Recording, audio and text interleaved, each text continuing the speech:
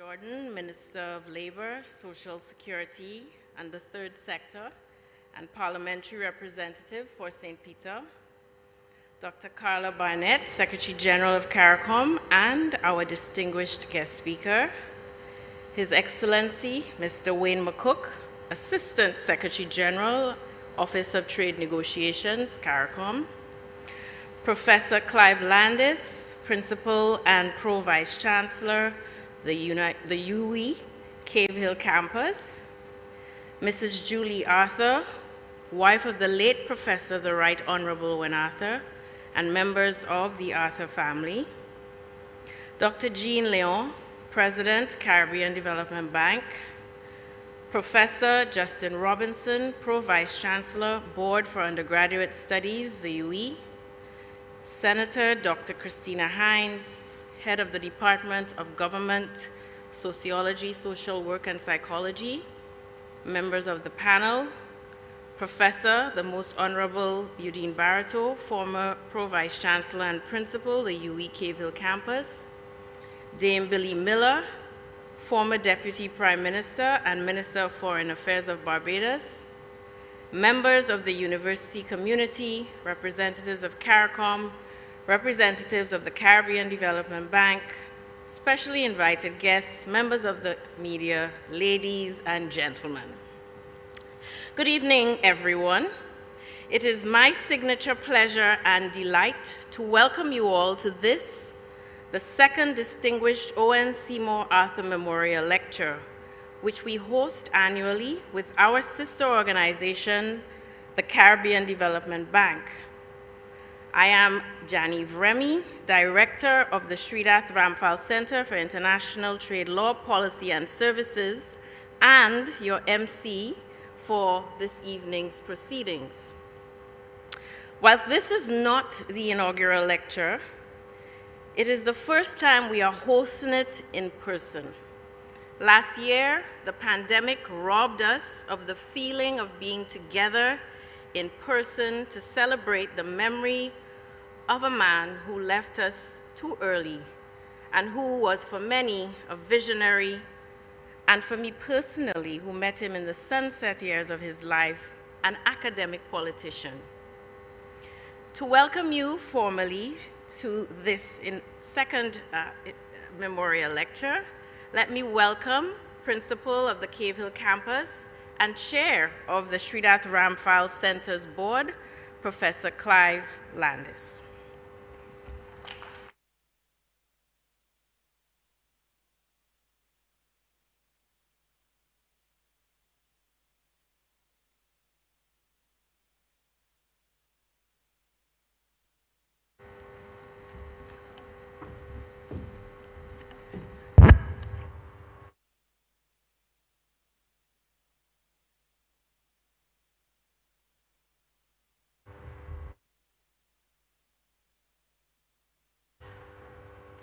I'm obviously not very good at taking directions. Master of Ceremonies, Dr. Janive Remy, Director of the Srinath Ramphal Center for International Trade Law, Policy and Services. The Honorable Colin Jordan, Minister of Labor, Social Security and the Third Sector, and Parliamentary Representative for St. Peter. Dr. Carla Barnett, Secretary General of CARICOM and our distinguished speaker tonight. His Excellency, Mr. Wayne McCook, Assistant Secretary General, Office of Trade Negotiations, CARICOM. Mrs. Julie Arthur, wife of the late Professor the Right Honorable Owen Arthur, and members of the Arthur family. Dr. Jean Leon, President of the Caribbean Development Bank. Professor Justin Robinson, Pro-Vice Chancellor, Board for Undergraduate Studies.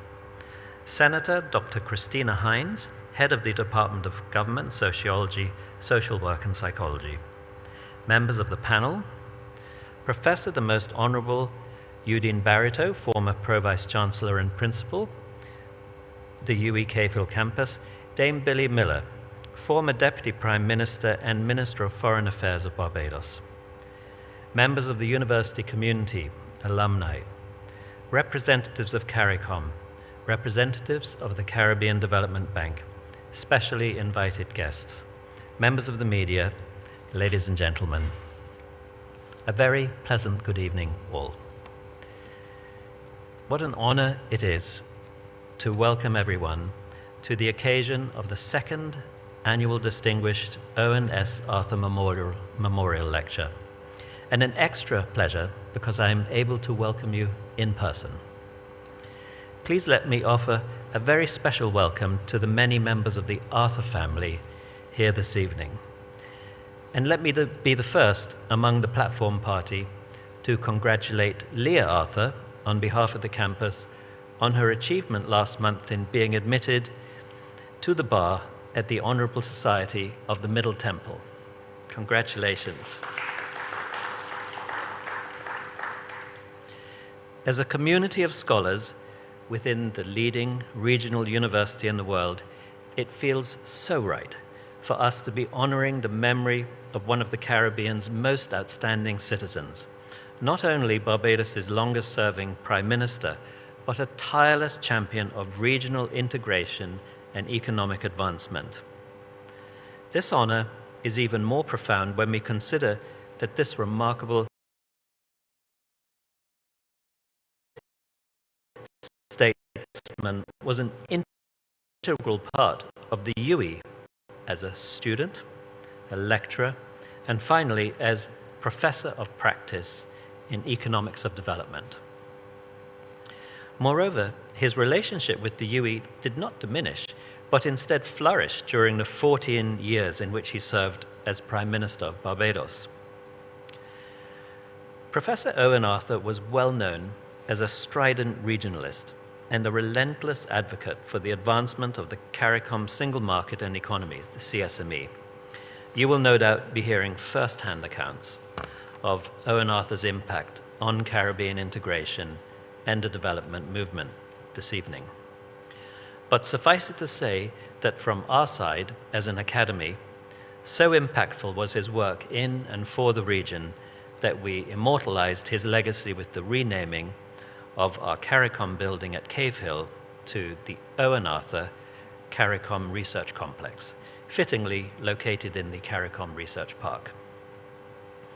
I should mention that I worked in this building a few doors down from Owen Arthur's office when I was Pro Vice Chancellor, Board for Undergraduate Studies. I cherish the memory of the day that Owen Arthur, with eyes gleaming, showed me his incredible collection of papers from his time in public office. This is a truly remarkable and important collection of papers, voluminous, beautifully bound, well organized, and indexed. I am issuing a standing invitation for researchers near and far to contact the Cave Hill Sidney Martin Library for anyone who is interested in studying this unique collection. It is an absolute treasure trove, and it is ready for research. This evening, we further celebrate Owen Arthur's work with the Distinguished Owen Arthur Memorial Lecture Series. In the inaugural Distinguished Lecture, Dr. Hyginus Jean Leon, President of the Caribbean Development Bank, gave a highly apposite lecture on redesigning economic growth strategies, outlining policy prescripts for the region as we recover from the COVID-19 pandemic, and aligned with the vision and legacy of the late Owen Arthur. Today, the mantle has passed on to Her Excellency, Dr. Carla Barnett, the current and first female Secretary General of CARICOM and proud UWI alumna. Appropriately, Dr. Barnett has previously stated that a major consideration in going forward for the region is striving to make a difference in the lives of our youth. Madam Ambassador, as one who heads a regional university comprising a large constituency of young people, I readily identify with and endorse your statement that, and I quote, "Our young people are central to our efforts at building a sustainable and resilient society. We must, therefore, never cease in our attempts to create opportunities to develop and utilize their creativity and innovative skills, and to explore avenues to facilitate youth involvement in planning and preparation for the future." End quote. In keeping with this vision for the region, this evening's lecture is aptly titled The Future of CARICOM, Charting a Vision for the Region's Economic Advancement. This is a suitable subject of inquiry given the global challenges of pandemic recovery, climate change, and economic fallout from the Russia-Ukraine war facing the Caribbean and the rest of the world at this time. Ladies and gentlemen, the UWI CAFL campus is truly honored and delighted to facilitate the annual Distinguished Owen S. Arthur Memorial Lecture Series as a lasting tribute of this astute politician and committed regionalist, the late Right Honorable Professor Owen Arthur, who gave so much to the Caribbean. I'm truly grateful to the Arthur family for working with the Shridath Ramphal Center for International Trade, Law, Policy and Services, and the Caribbean Development Bank in developing this distinguished memorial lecture series, which is fast becoming a fixture in the UWI calendar and a central viewing for policymakers and leaders of Barbados and the Caribbean. To Dr. Barnett, I wish to officially extend a very warm welcome to you as this evening's featured speaker. We look forward to your insightful submission and an absorbing discussion on how best the Caribbean can chart its way forward to a sustainable future. Again, I welcome all of you to the University of the West Indies CAFL campus and look forward to an engaging and enlightening evening. Thank you.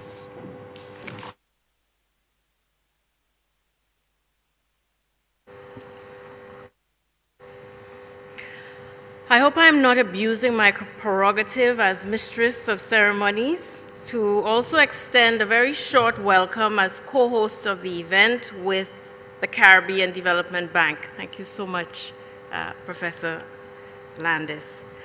Last year, when we reached out to the CDB to partner with us, we could think of no one better to inaugurate the lecture series than the then newly installed President, Dr. Jean Leon. Sir, I remember vividly your methodical enunciation of your thesis, as Professor Landis described it, which blended Arthur's quest for a new paradigm driven by innovation, entrepreneurship, and technological sophistication with your own musings and intentions for guiding the thinking of the bank. I am grateful that the stars, and I suspect Prime Minister Arthur, conspired to make sure that a serendipitous crack emerged in your busy schedule to have you here with us tonight. I don't have the deeper and longer memories of many of you assembled to commemorate PM Arthur tonight, but I do have indelible flashes of him that will last for my lifetime. He was, above all, in my view, a pragmatist, but with a mind wide open to ideas. He may not have thought himself such, but I believe he was a feminist. I've learned that he gave many, many young women littered around the region and in the world today a start in their political and academic journeys or a grand push along the way. And he certainly pushed the SRC forward. More than just raising our profile, he pricked, challenged, prodded, harnessed trade to be more responsive to the needs of smaller countries. He didn't just study its premises and theoretical underpinnings, but he used his sharp mind to interrogate and bend it to the ends of the region. I often wonder what he would have made of the challenges of today. As a Caribbean integrationist, I know he would have had ideas about the best industrial policy for CARICOM to pursue. Intuitively, he understood that industrial policy would see a resurrection in a post-pandemic reality.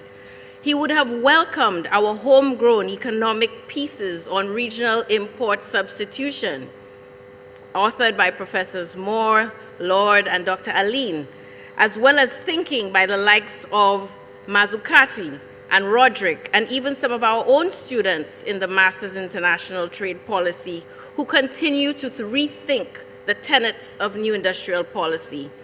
And I would have loved to hear his take on the climate change framework for financing adaptation efforts of the region. It would have been the perfect opportunity to meld his academic knowledge in economics and finance with his political acumen and diplomacy. as a regional statesman. Tonight, I am proud of the wonderful lineup that the CDB and the SRC, in collaboration with the CARICOM Secretariat, have curated for you with the support of all of the University of the West Indies campus. It thoughtfully reflects a blend of things that I think he would have found endearing: young people, academics, his family, and of course, the main food to feast on tonight by our distinguished guest speaker, Dr. Barnett.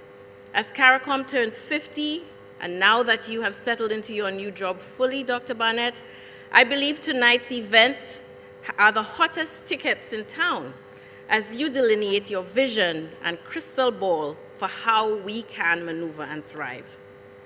So without further ado, let me now welcome to the podium, it is my pleasure, the ministerial representative, the Member of Parliament for St. Peter, Minister Colin Jordan, Minister of Labour, Social Partnership, Relations, and the Third Sector. Welcome, sir.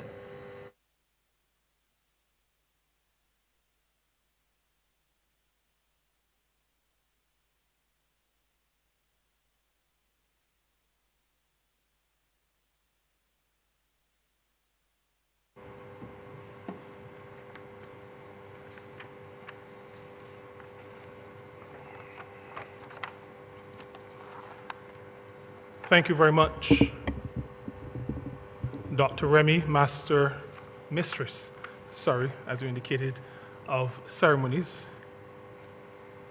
Her Excellency, Dr. Carla Barnett, His Excellency, Mr. Wayne McCook, Professor Clive Landis, Mrs. Arthur, Dr. Jean Leon, Professor Justin Robinson, Senator Dr. Christina Hines, members of the panel, Professor the Most Honorable Udine Bartow, Dame Billy, or Elder States Lady, UWI faculty, alumni, CDB personnel, specially invited guests, distinguished ladies and gentlemen, all good evening to you.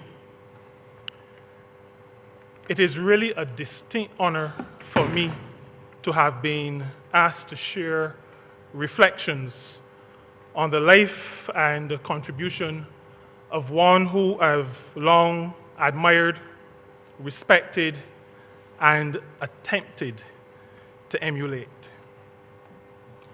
It really hit me in 2011 when, in a heated argument, it wasn't a discussion, it was an argument with someone who I'd known since I was 16 and who was at that point a minister of government.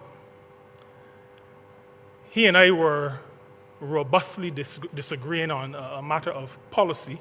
I was the president of the Barbados Hotel and Tourism Association at the time. And I think in an effort to escape the engagement, he shouted out, "Man, you are an Owen Arthur man." Owen Arthur's name had not been mentioned, but I think my friend obviously remembered my orientation and the arguments we've had throughout our teenage and early adult years while studying at the BCC and here at UWI Cave Hill. Professor Arthur and I were different in a number of ways.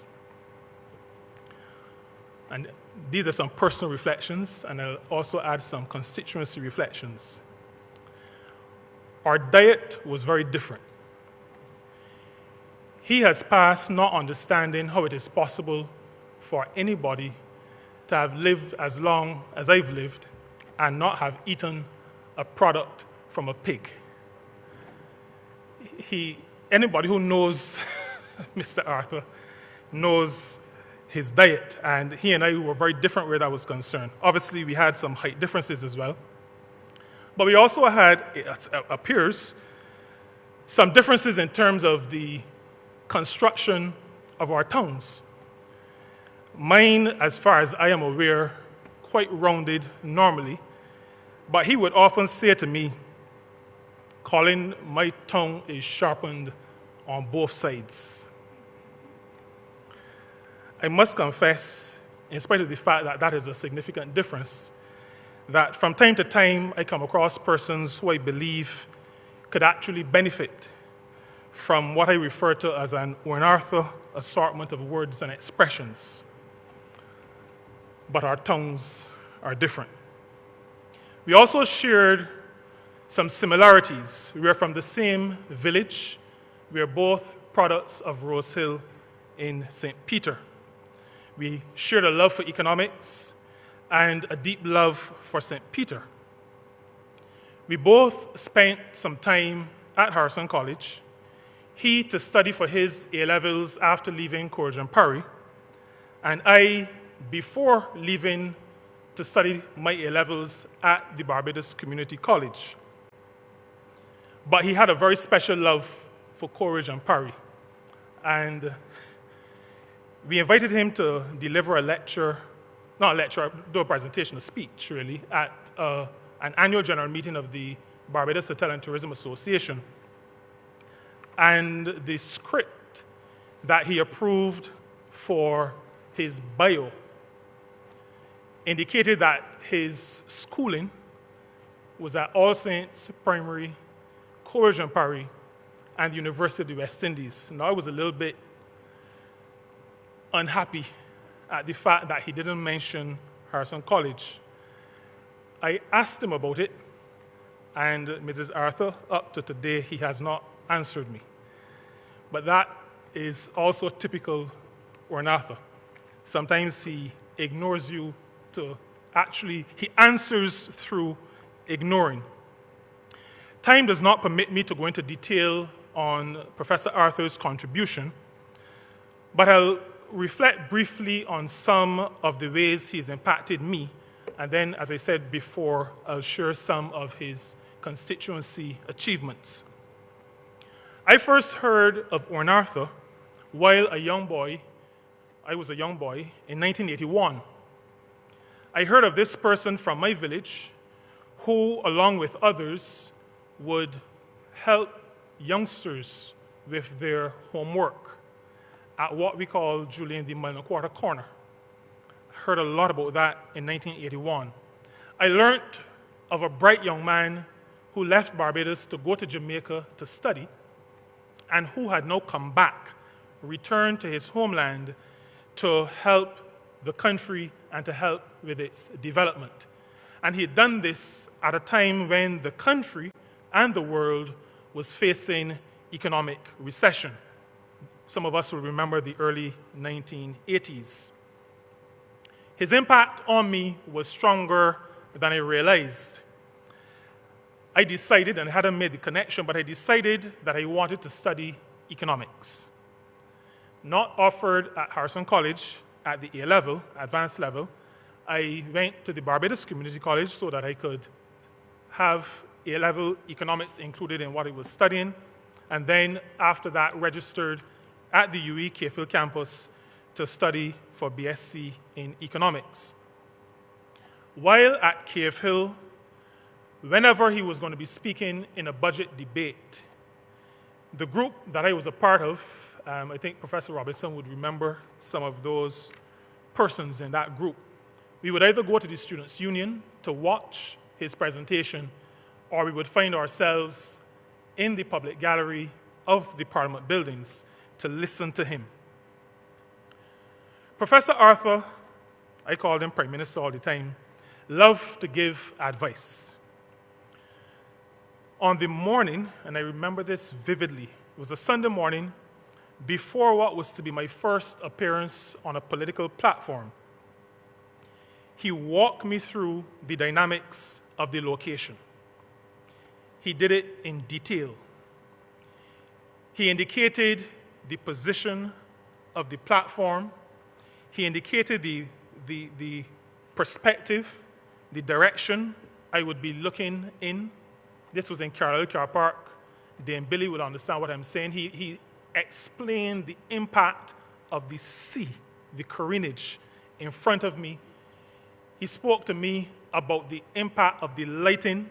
He told me where I should focus my attention, and then he proceeded to speak to me about the content of what I should share in that presentation.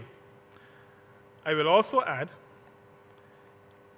that he, in a roughish kind of tone, indicated to me that I should not allow myself, as a former president of the BHTA, to allow anybody to restrict me to 10 minutes. And I understood by his tone how I should proceed, how I should have proceeded. I think I actually spoke for about 13 or 14 minutes. I thought I needed to exceed 10, so I did not incur his wrath. The impact on me, though, is that since becoming minister, I was asked to give some remarks to an organization, and those who reached out to me indicated through an intermediary before they sent the official letter that they wanted me to speak only for 5 minutes. I remembered Prime Minister Arthur, and I told the intermediary that that instruction would never have been given to a prime minister, and that when the letter comes, I do not expect to see such a restriction, otherwise I would not be accepting the invitation. And I thought, as I said that Prime Minister Arthur would have been proud to hear a much more soft-spoken person than he actually standing up in that way. One other story.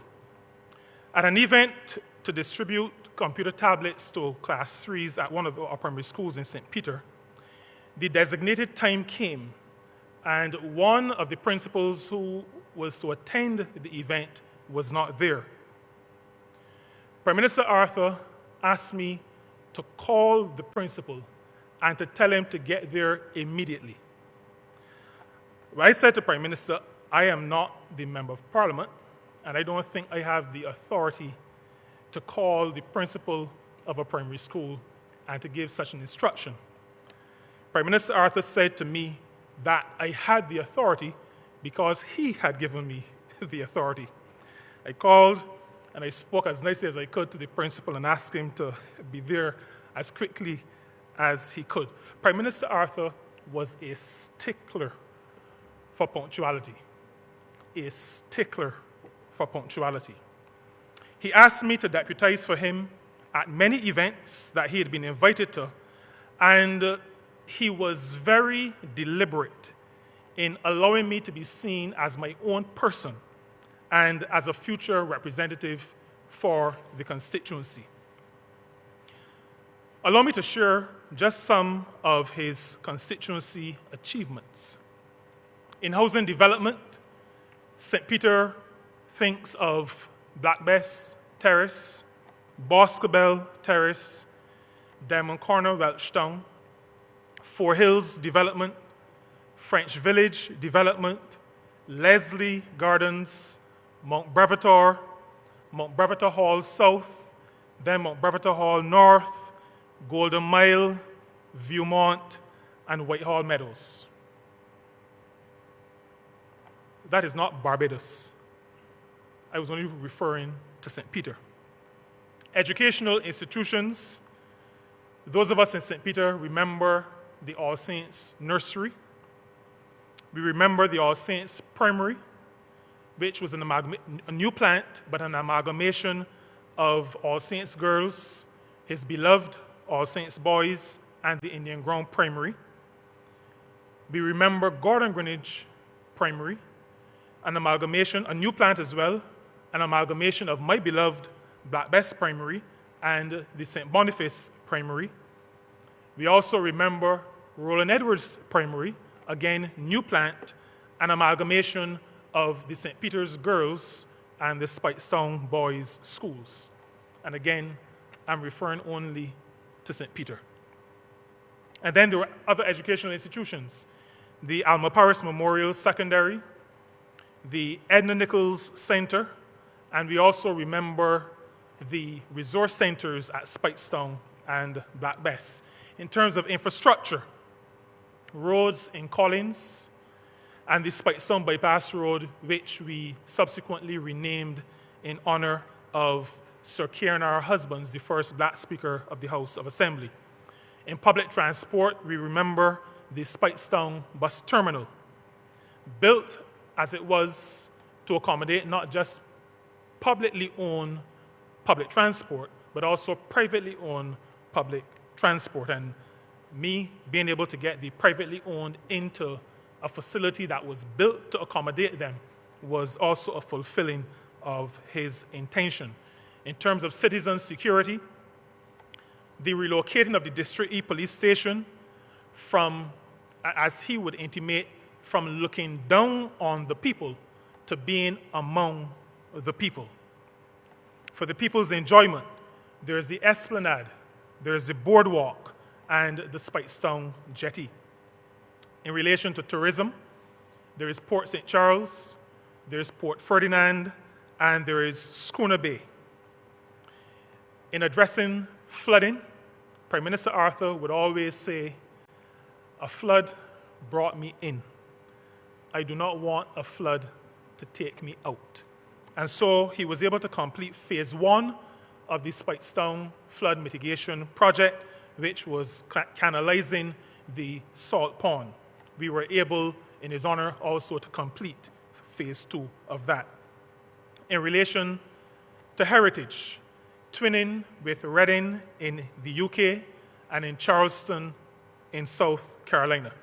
These are just some of his constituency achievements. And I've not spoken, and time does not allow me to speak, about the impact of these developments on St. Peter and the wider north of Barbados. He represented us well for 34 years. St. Peter cannot and will not forget Owen Seymour Arthur. You may by now be getting a glimpse of the legacy that I am trying hard, attempting to follow and to build upon. Almost a daunting task. Mr. Arthur entered elective politics with a clear vision. In his words, to stop poor people from being poor. And beyond that, to oversee the development of both his parish and constituency and his country. This became his life work, and he remained fully engaged in this work until he passed away from us. His foreign, political, and economic policy stance, it is summed up in 3 words. His words, Massa Day Done. Ladies and gentlemen, allow me a final personal reflection. As I work through the process of revitalizing the National Insurance Scheme, which falls within my ministerial portfolio, I often think of what he would say to me, how he would advise me were he alive and around. The answer I've come up with is the answer that he often gave to me and to many others. Before he got into the details, he would have said, "Colin, face it and fix it." I thank you.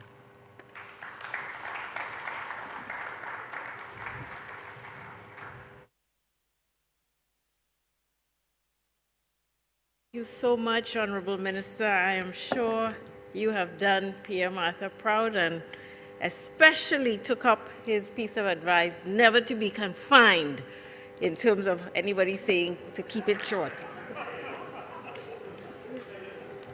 I had to tease you, but it was well worth it. I think, were regaled again by PM Arthur. You reminded us from a personal perspective, and you ended with just all that account of the things that he has done for his constituency and for the country, and for you personally as a member of Parliament. So thank you so much for these words.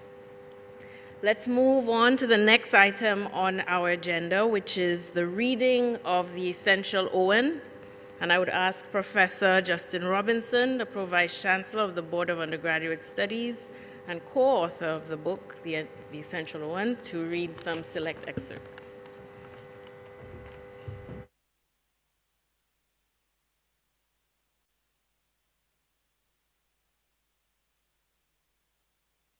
going to take some liberties and say that protocol being established. Wish you a good evening.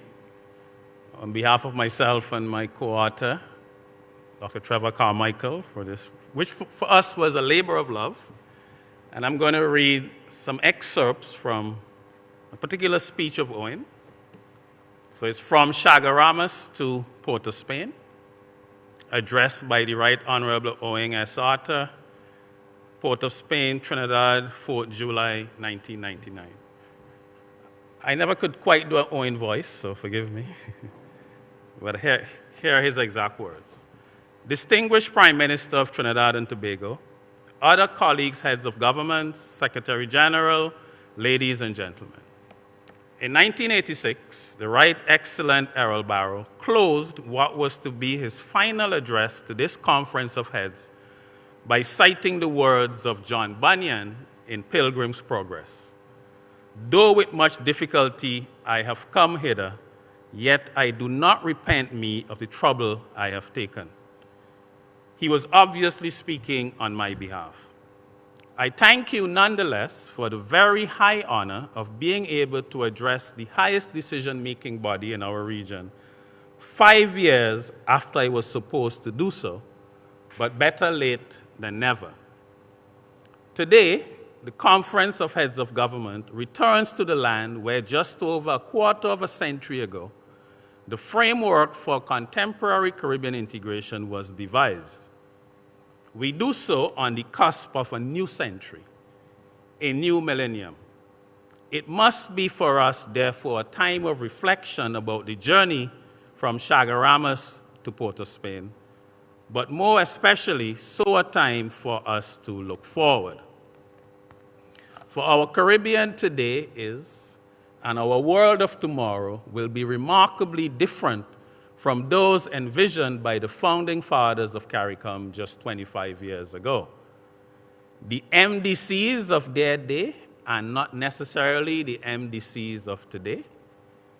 They conceived of CARICOM in an era of inward-looking import substitution development programs in a world where access to aid, trade preferences, and concessional financing still provided an economic safety net when all else failed. They enjoyed the latitude of looking forward to a relationship with Europe and the Americas in a model of cooperation and development assistance would be invoked based on Aristotelian principles that between equals, equality, between unequals, proportionality. Indeed, it must now be clear that we can and must no longer cling to any misguided notions that our economic fortune will any longer be buttressed by the dubious largesse of former colonial powers. Whatever the special case we advance in our international negotiations, the most we can expect is a temporary respite from the inevitable. No single Caribbean society, relying only upon the strengths of its domestic market and resources, will ever be able to sustain the development which affords its citizens the prospects of an improving standard of living.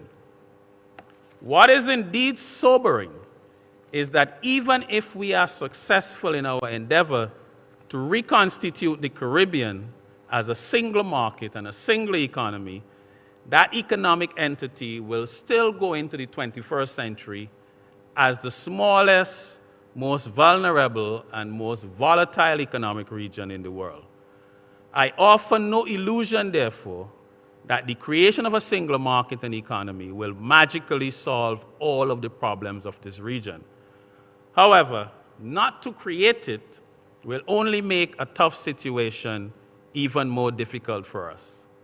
Should there be any doubt on this matter, we need only to reflect on the fact that across the world, societies which have the resource endowment to make it on their own are coming together in their collective self-interest to form larger trading blocs and to reconstitute themselves as single market and economies.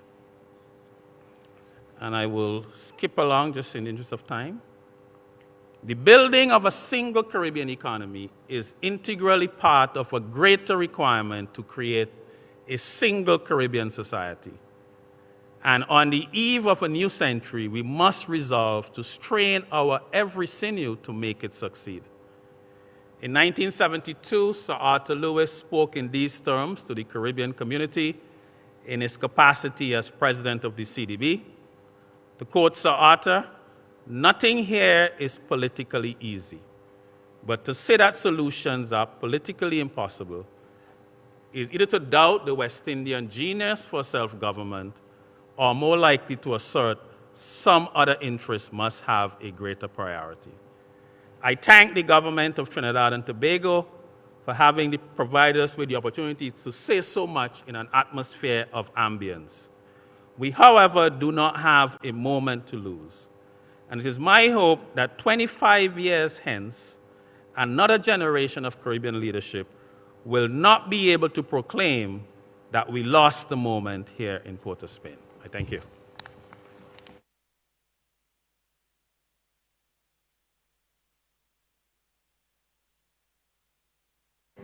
Thank you, PVC, and I will do what you did not, which is promote unashamedly the book and invite all of you here to purchase copies of the Essential ON, and you can get a signed copy because we have the two authors right here in the audience. So thank you very much for these excerpts. We're going to move along to the next portion of our agenda tonight, which is the presentation by the family. I know that we have Sabrina with us, and we also have Mrs. Arthur and other members of the family. We have asked Ms. Leah Arthur to make some remarks on behalf of the family, after which we will do a short presentation to Mrs. Arthur, thanking the family for supporting this memorial lecture. Distinguished guests, good evening. It is an honor to speak on behalf of the Arthur family to thank the University of the West Indies Cave Hill campus for carrying on my father's legacy with this annual Distinguished Owen S. Arthur Memorial Lecture Series. More specifically, we want to extend our sincere gratitude to the team of the Shridath Ranfal Center for International Trade Law, Policy, and Services, firstly for launching this annual series last year, and for ensuring its continuity today. Special thanks must also be given to our guest speaker, Dr. Carla N. Barnett, Secretary General of the Caribbean Community Secretariat, as I am sure we are all thoroughly looking forward to her lecture this evening. At his first lecture as a professor of practice on the IMF and the Caribbean, my father thanked the University of the West Indies Cave Hill campus for hosting the lecture and indulging him in his appetite to speak. He also warned Professor Udine Barato that, and I may quote, he'd humbug her to keep speaking in the future, end of quote. With this in mind, this annual lecture's call for a continuation of my father's discourse on small and vulnerable economies is confirmation that even in his death, he is still speaking as his passion for educating lives on. Two constants throughout my father's career were the aims of strengthening the bonds between Caribbean states and economic stability in Barbados and the wider region. His dedication to regionalism and economics coalesced into his drive towards the development of CARICOM, and more specifically, the CARICOM Single Market and Economy, known as the CSME. While he was never blind to the fact that the path towards regional integration would come with grave challenges, he truly believed that shifts in governance towards a focus on liberalization and an unwavering commitment from countries to initiatives that fostered cooperation between Caribbean states were the key elements required to give the region the resilience it needed to meet this target. Even beyond this, he was always on the search for new approaches towards the goal of integration. Dr. Barnett's lecture this evening, entitled The Future of CARICOM, Charting a Vision for the Region's Economic Advancement, therefore epitomizes the attitude that my father had towards the Caribbean and its development. I am sure that her words will not only reflect some of his ideas, but also provide the new paths towards economic integration that my father yearned to discover in his lifetime. Had he lived to see this lecture, there is no doubt that he and Dr. Barnett would have been the last people left in the theatre this evening, as he would have been eager to get more insight into her perspectives on the topic. My family once again wishes to thank the University of the West Indies Cayfield campus for going above and beyond to ensure that my father's work is given the praise and honor that it deserved. It is truly comforting to know that his devotion to the campus is now mirrored in the work that they have done to ensure that his legacy continues to be acknowledged and celebrated. Ladies and gentlemen, I thank you.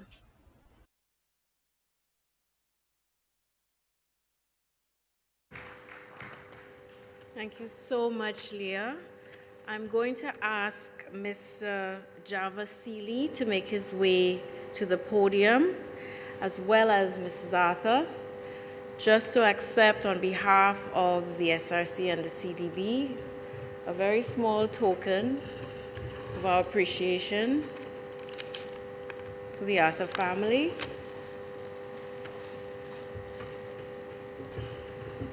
And continuing to support this memorial lecture by always being open to our calls and very graciously always being present and sharing your daughter and your daughters with us. So thank you very much, and your family.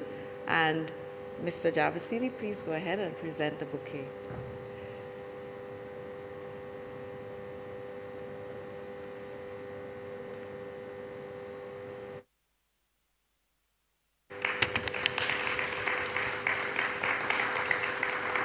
And I'll invite Mr. Seeley to make the introduction to our distinguished speaker tonight.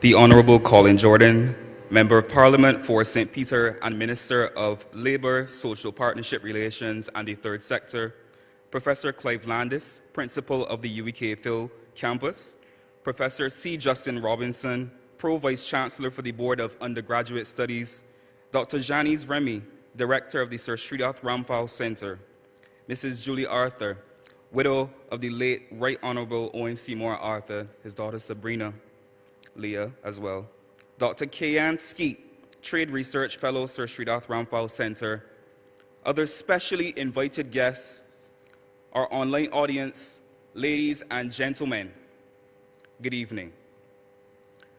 Dr. Carla Barnett became the 8th Secretary General of the Caribbean Community, CARICOM, on the 15th of August, 2021. A respected economist, she's worked across the region for over 30 years, where she's not only led, but blazed a trail of firsts for Caribbean aspirants. As the first woman appointed Deputy Governor of the Central Bank of Belize, and the first woman and youngest person appointed as Deputy Secretary General of CARICOM, she continues to inspire the next generation to set and accomplish goals beyond our imagination.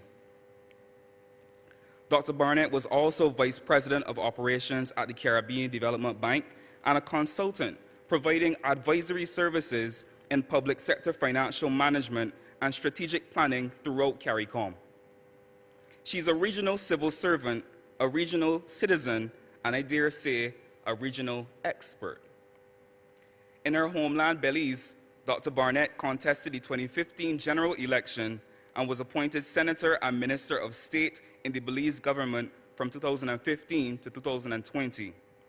She's an advocate for gender equality as a means of creating a more stable and equitable society and as good economic policy. She's been an active member of the Caribbean Institute of Women in Leadership, Belize chapter, a president of the Belize YWCA, and also served on the board of Haven House, a shelter for battered women. Dr. Barnett has received several awards, including the Commander of the British Empire for Distinguished Public Service. Today, she melds these rich experiences and her current worldview as the head of a leading regional institution in its 50th year. Ladies and gentlemen, join me in welcoming Dr. Carla Natalie Barnett to deliver the second Distinguished Owen S. Arthur Memorial Lecture under the theme, The Future of CARICOM, Charting a Vision for the Region's Economic Advancement. Dr. Barnett.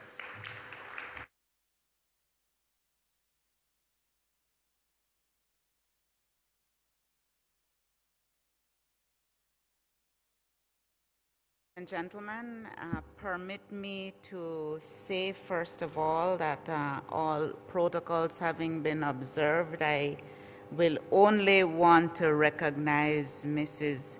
Julie Arthur, wife of the late Professor Right Honorable Owen Arthur, and my dear friend Dame Billy Miller, who I look up to as a senior statesperson, woman who has achieved a lot and stood as an example to a lot of women across the region. Distinguished ladies and gentlemen, persons listening online, it is my pleasure and honor to deliver the second Owen S. Arthur Distinguished Lecture. We are at a moment in time when the Caribbean community, more than ever, requires the reasoned and practical vision that Owen Arthur shared with us during his journey as a statesman, a regionalist, academic, and professional economist. The late Right Honorable Owen Arthur was strong in his belief, fed both from the heart and from the head, that the fight for independence in the Caribbean compelled on all of us, and I quote, an obligation to build societies which rest on the strong and sound capital of a secure sense of identity, kinship, community, and shared values, and is supported by strong and viable economies that are capable of progressively meeting the material needs of the people, all within the context of the attainment of social justice for all. This is the essence of sustainable development. Owen Arthur was of the view that the Caribbean integration, and especially the CARICOM single market and economy, was an essential driver of regional economic growth, social mobility, prosperity, and sustainable development. He believed that integration strengthens the resilience of our region and reinforces our capacity to withstand the shocks and manage the risks emanating from the global economy, and provides a basis for engaging on the international stage where our combined impact would be greater than the sum of our individual efforts. I had the privilege of serving as Deputy Secretary General at the CARICOM Secretariat with Sir Edwin Carrington at the time that the revised Treaty of Chaguaramas was being finalized and the heads of government established the quasi-cabinet. Owen Arthur took on the responsibility of leading the work to establish the CSME with a passion that, it could be argued, offered new decisive approaches that perhaps all were not ready to consider. But he pushed, he persisted, he argued, and yes, he even scolded as the community commenced to put in place the critical elements of the CSME, but not as urgently as he would have liked to see it take place. I remember a conversation with him in the corridors of a CARICOM meeting, about the need for well thought out professional advice as we move forward. He said to me something like this: I know I am a trained economist, but it is that very training that makes me seek advice from other economists whenever I have a policy decision to make. I cannot advise myself. I cannot know everything, but my training allows me to make informed judgments on whether the advice being given is well-grounded or is just. And those of you who knew and engaged with the Right Honorable Owen Arthur can take an educated guess at his choice words. Owen Arthur's outstanding contribution to regional integration, his leadership and sage advice played no small part in shaping the CARICOM that is now increasingly being seen as having a vital role in our region's efforts to deal with unprecedented shocks that demand a collective response. Drawing on his legacy, I have subtitled my lecture, Making the CARICOM Single Market and Economy a Lived Reality Towards Building Sustainable Economic Development and Resilience. I believe, like Owen Arthur did, that our community, this grouping of small sovereign states, with the will and contribution of all its peoples, has the capacity to create our own transformation into resilient, competitive economies and societies where all can prosper. We have a solid foundation in the revised Treaty of Chaguaramas, which remains our roadmap for regional integration. We have the Charter of Civil Society, which represents shared values, operational principles on which CARICOM stands as individual sovereign member states and as a region. While our implementation of the CSME has not kept pace with the vision of the architects of the treaty, I am convinced that a momentum is building towards implementing key outstanding commitments arising from the revised treaty and to shape a 21st century agenda that focuses on critical issues that must be addressed in order to deliver a sustainable future for our region and our people. In 2004, Owen Arthur made the point that, and I quote, "The CSME is a work in progress. Regional decision-making must be complemented with national action, given that CARICOM is a union of sovereign nations. The revised treaty is a flexible instrument which allows for the redesign of elements whilst retaining the basic foundation principles." In that same speech, he also pointed out that, and I quote, "It is important to make clear that the CSME will never appear in any one place or time as a finished or finite entity with a grand finale, complete with fireworks. Rather, it will evolve. This was never intended to suggest that the implementation of the CSME should be slow. Owen Arthur would be and was impatient of the delays and deferrals that too often characterized the way we did business and do business. The good news is that he would not be alone. Our heads of government in their recent meetings have emphasized the need for us to speed up our implementation and strengthen collaborative efforts to reinforce our resilience as our region faces unprecedented shocks and threats. The CSME will be no fifth wheel to the coach, as Owen is known to have said many times. Instead, it must be part of our lived reality, integral to production processes, employment generation, social stability, and wealth generation in the community. Over the last 2.5 years since the declaration of the COVID-19 pandemic, CARICOM has functioned as a highly collaborative mechanism with our regional institutions working together and with national agencies to monitor the evolution of the pandemic, coordinate information sharing among ourselves and the international and bilateral organizations. We coordinated access to vaccines through bilateral and international programs, and we shared vaccine among ourselves in a context in which we had neither the resources nor the market size to demand attention. At the national levels, we did what we could with the resources available to boost social safety nets to ensure that in the context of the virtual shutdown of tourism, the main source of economic activity for many, some help could be offered to the unemployed. But the costs imposed by the COVID pandemic and related shocks have been significant and threaten to erode the development gains that we have achieved within our community. More than that, the very visible threats to our food security, real difficulties in accessing medical supplies, and stumbling blocks to accessing development financing at the scale and the scope needed to address our vulnerability to external shocks, and external shocks by definition are those shocks that are not of our own making.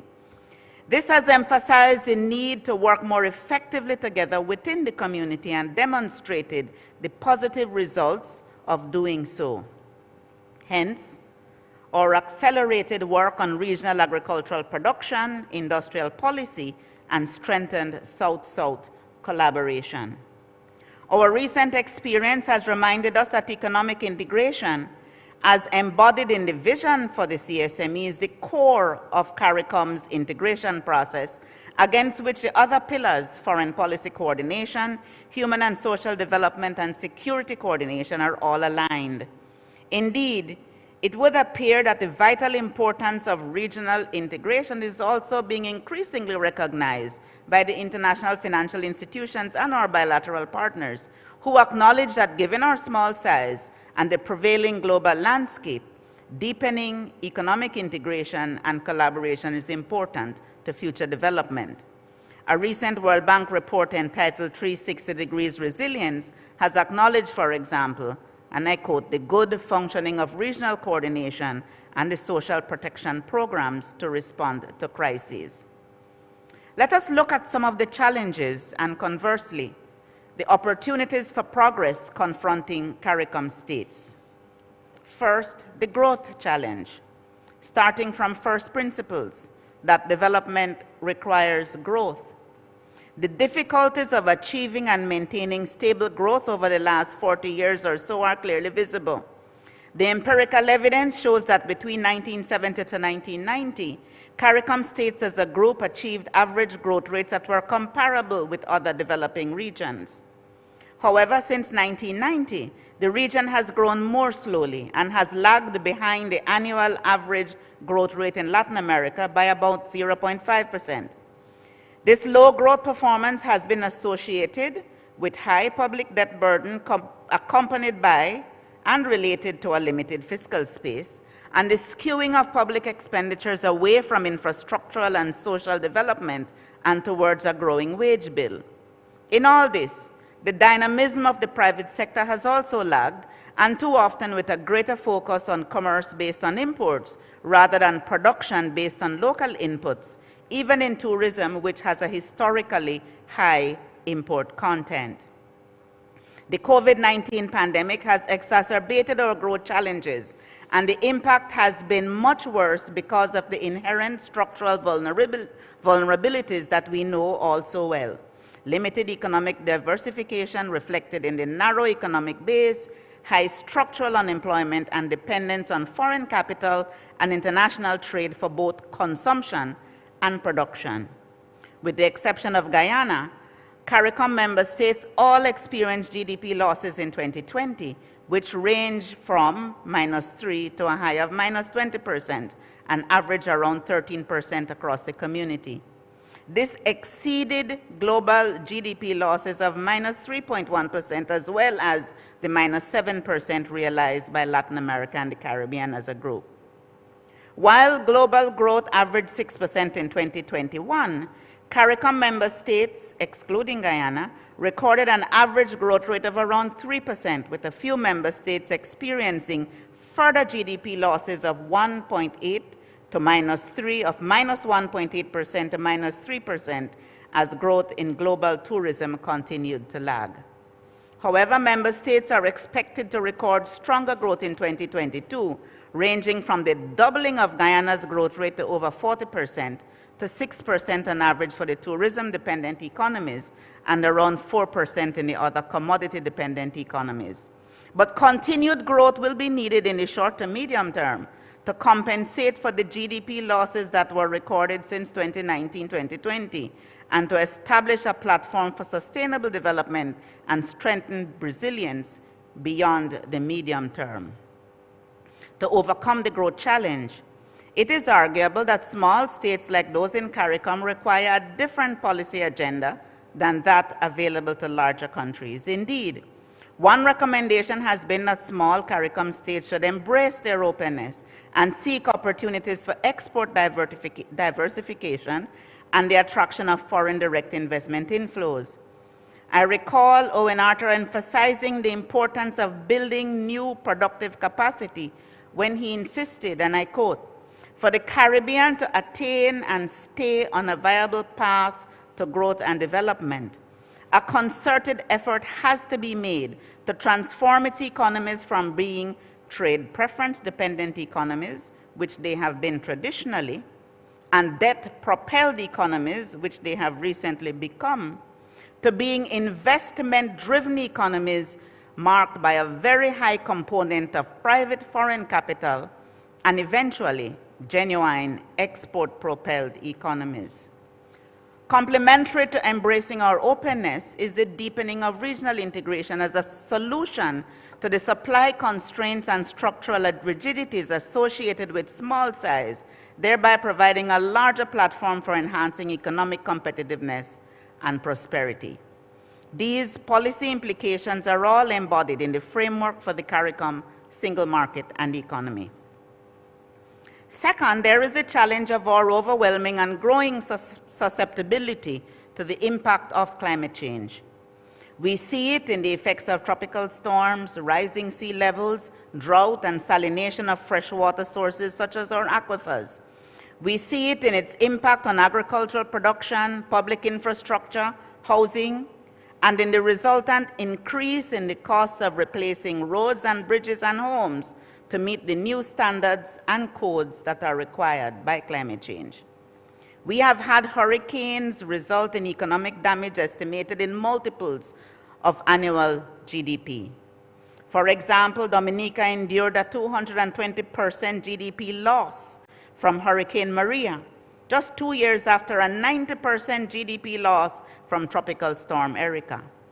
Dominica's experience, along with the devastation wreaked by Hurricanes Irma, Maria, Dorian, and Ivan, is a graphic reminder that the effects of climate change will worsen as the average rise in global temperature continues to accelerate towards a threshold of 1.5 degrees above pre-industrial levels, thereby threatening our very existence. Bearing in mind that even at that level, it is thought that climate impacts will go beyond the tolerable limit for humans and nature. A 1.5 degrees world is not the optimistic view. It is the bare minimum that we require. I am also reminded that the debt burden carried by our member states stems heavily from disaster recovery. The vicious cycle is one in which climate action causes regular devastation, necessitating regular rebuilding, which requires funding that could only be acquired through borrowing at high rates because many CARICOM member states do not qualify for concessional funding. This is due to a simple arithmetical calculation used by the multilateral institutions, GNI per capita, which does not take vulnerability into account. This community is therefore at the forefront of the call for a just metric, which takes account of our vulnerabilities and susceptibilities in order to broaden access to concessional financing. The United Nations Intergovernmental Panel on Climate Change, in encouraging countries to ramp up the implementation of their climate mitigation strategies, acknowledged that economic benefits increase and conversely adaptation costs decrease with the stringency of mitigation. They, however, advise that the mitigation potential of SIDS, in our case, small island and low-lying coastal development states, relative to their contributions to global greenhouse gas emissions, remain limited while they are particularly vulnerable to the impacts of human-induced climate change. Financing for adaptation and loss and damage associated with human-induced climate change are therefore imperatives for SIDS. But the United Nations recently stated in a report on accessing climate finance that SIDS, and I quote, are being disproportionately and increasingly impacted by the impacts of climate change, while their special circumstances make them extremely vulnerable to other external shocks, including the COVID-19 pandemic. SIDS urgently need access to external financial support and capacity to aid their pandemic recovery, and to build resilience between the social, economic, and natural systems on which they depend. However, the current climate and development finance architecture is exceedingly complex and unequipped to operate efficiently, fairly, and at the scale and speed needed to meet SIDS needs.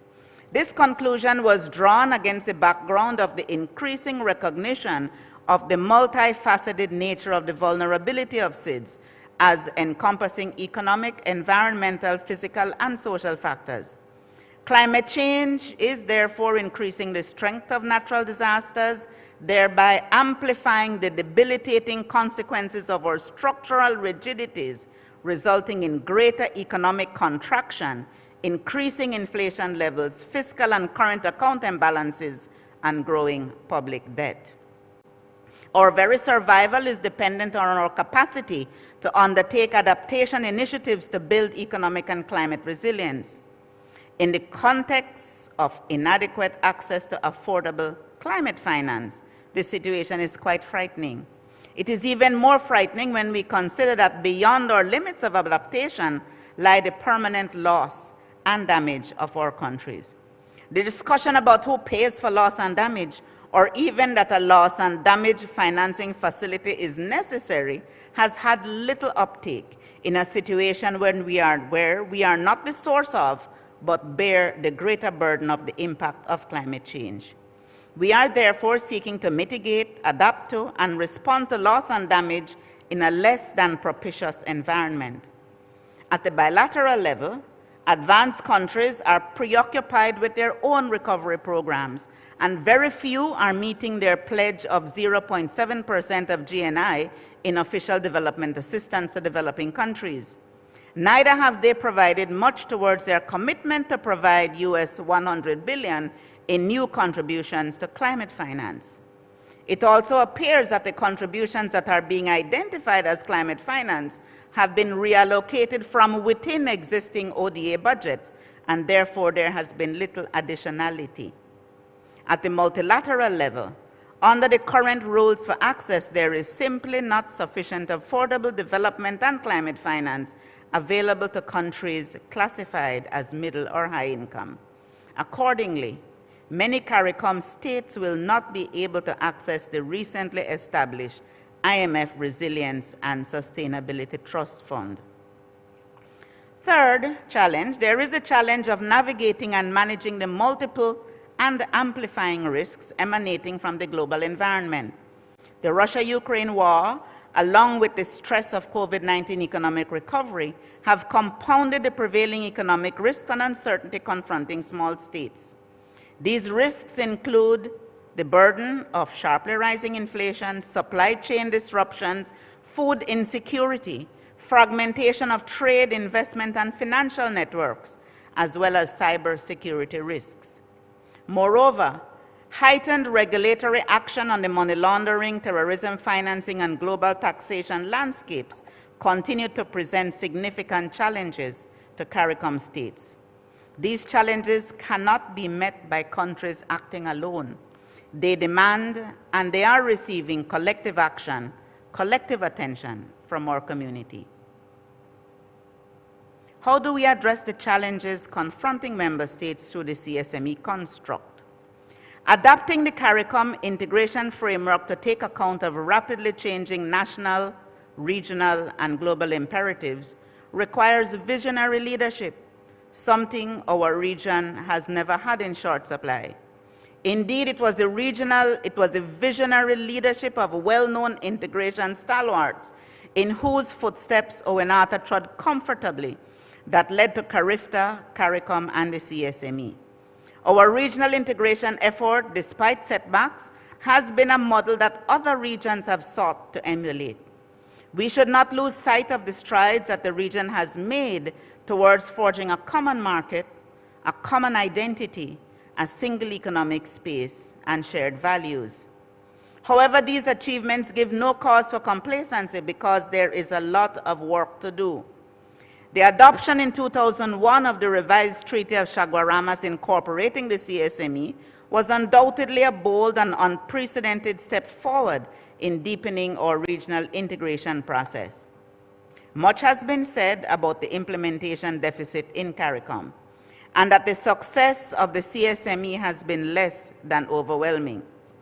This discussion often ignores what has been achieved and does not consider the challenges inherent in attempting to implement aspects of the CSME. I repeat the words of Owen Arthur. The CSME is a work in progress. Regional decision-making must be complemented with national action, given that CARICOM is a union of sovereign nations.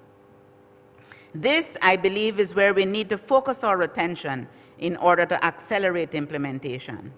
In the CARICOM construct, decisions taken at the regional level are implemented at the national level through laws and regulations that incorporate regional decisions to enable national institutions to implement regional agreements. There is no regional superstructure to do this, and there is not likely to be, given that at this time, CARICOM is a union of sovereign nations. CARICOM heads of government have reiterated from time to time their commitment to the implementation of the CSME as the platform for growth, development, and resilience building in the Caribbean community. There is a recognition that the efficacy of the regional decision-making process resides in agreed measures being directly supportive of national policymaking and vice versa. There is recognition that there may be need to design or redesign regional initiatives as prevailing circumstances change. There is also recognition that regional integration cannot continue to move only when all are ready to move, a long-standing practice which ensured that the implementation process moves at the pace of the slowest. At their meeting in March of this year, CARICOM heads of government agreed to the adoption of a protocol on enhanced cooperation, which makes provision for a subgroup of countries that are ready to move ahead to implement regional decisions at a faster pace, to do so with other countries following when they are able. This points to the determination to confront the challenge of implementation by carrying out reforms in the way the community conducts its affairs. CARICOM heads of government also recognize the importance of reviewing and improving the systems of governance of the community, which are grounded in the revised Treaty of Chaguaramas, with a view to strengthening the implementation of decisions. Following the significant decision on enhanced cooperation taken in March, heads of government at their regular meeting in July made several other decisions regarding the governance arrangements. Heads agreed to establish a calendar of 6 meetings of the Conference of Heads annually, with regular meetings being held in person in February and March as per normal, and 4 virtual intersessional meetings being held during the year. This will include a retreat at the February meetings where heads can address community matters in a more informal setting with a view to advancing agreement on critical issues which may be on hand. This upcoming move to a schedule of 6 meetings recognizes that heads have already been holding a number of special meetings that arise during the year on issues that come up.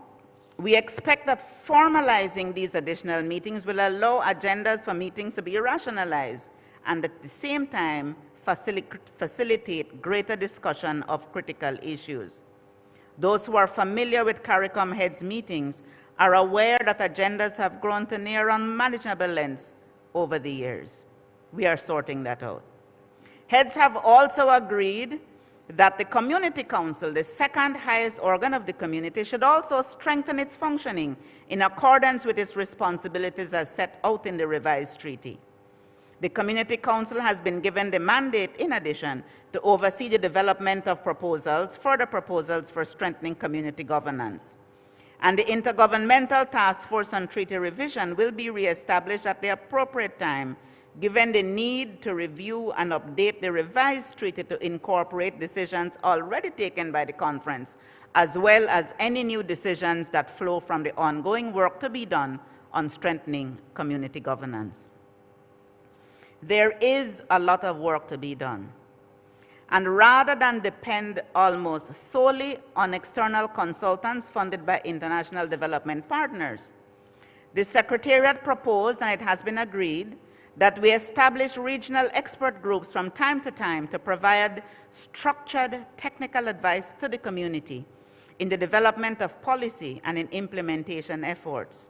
Access to a broader range of expertise, including through collaboration with the regional universities, research bodies, regional experts resident in the region or in the diaspora, etc., can provide additional expertise to enrich the deliberations of and recommendations coming from the Secretariat and from other community bodies.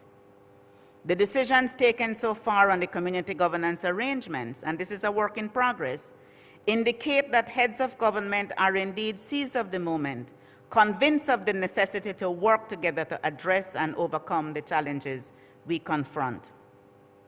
I am convinced that the demonstration effects from actions taken by some member states under the Enhanced Cooperation Protocol, together with the move to strengthen governance processes, will catalyze a more focused and comprehensive rollout of community decisions and measures, including the CSME program, which will support the movement of CARICOM member states onto a path of more inclusive growth, sustained economic development, and resilience.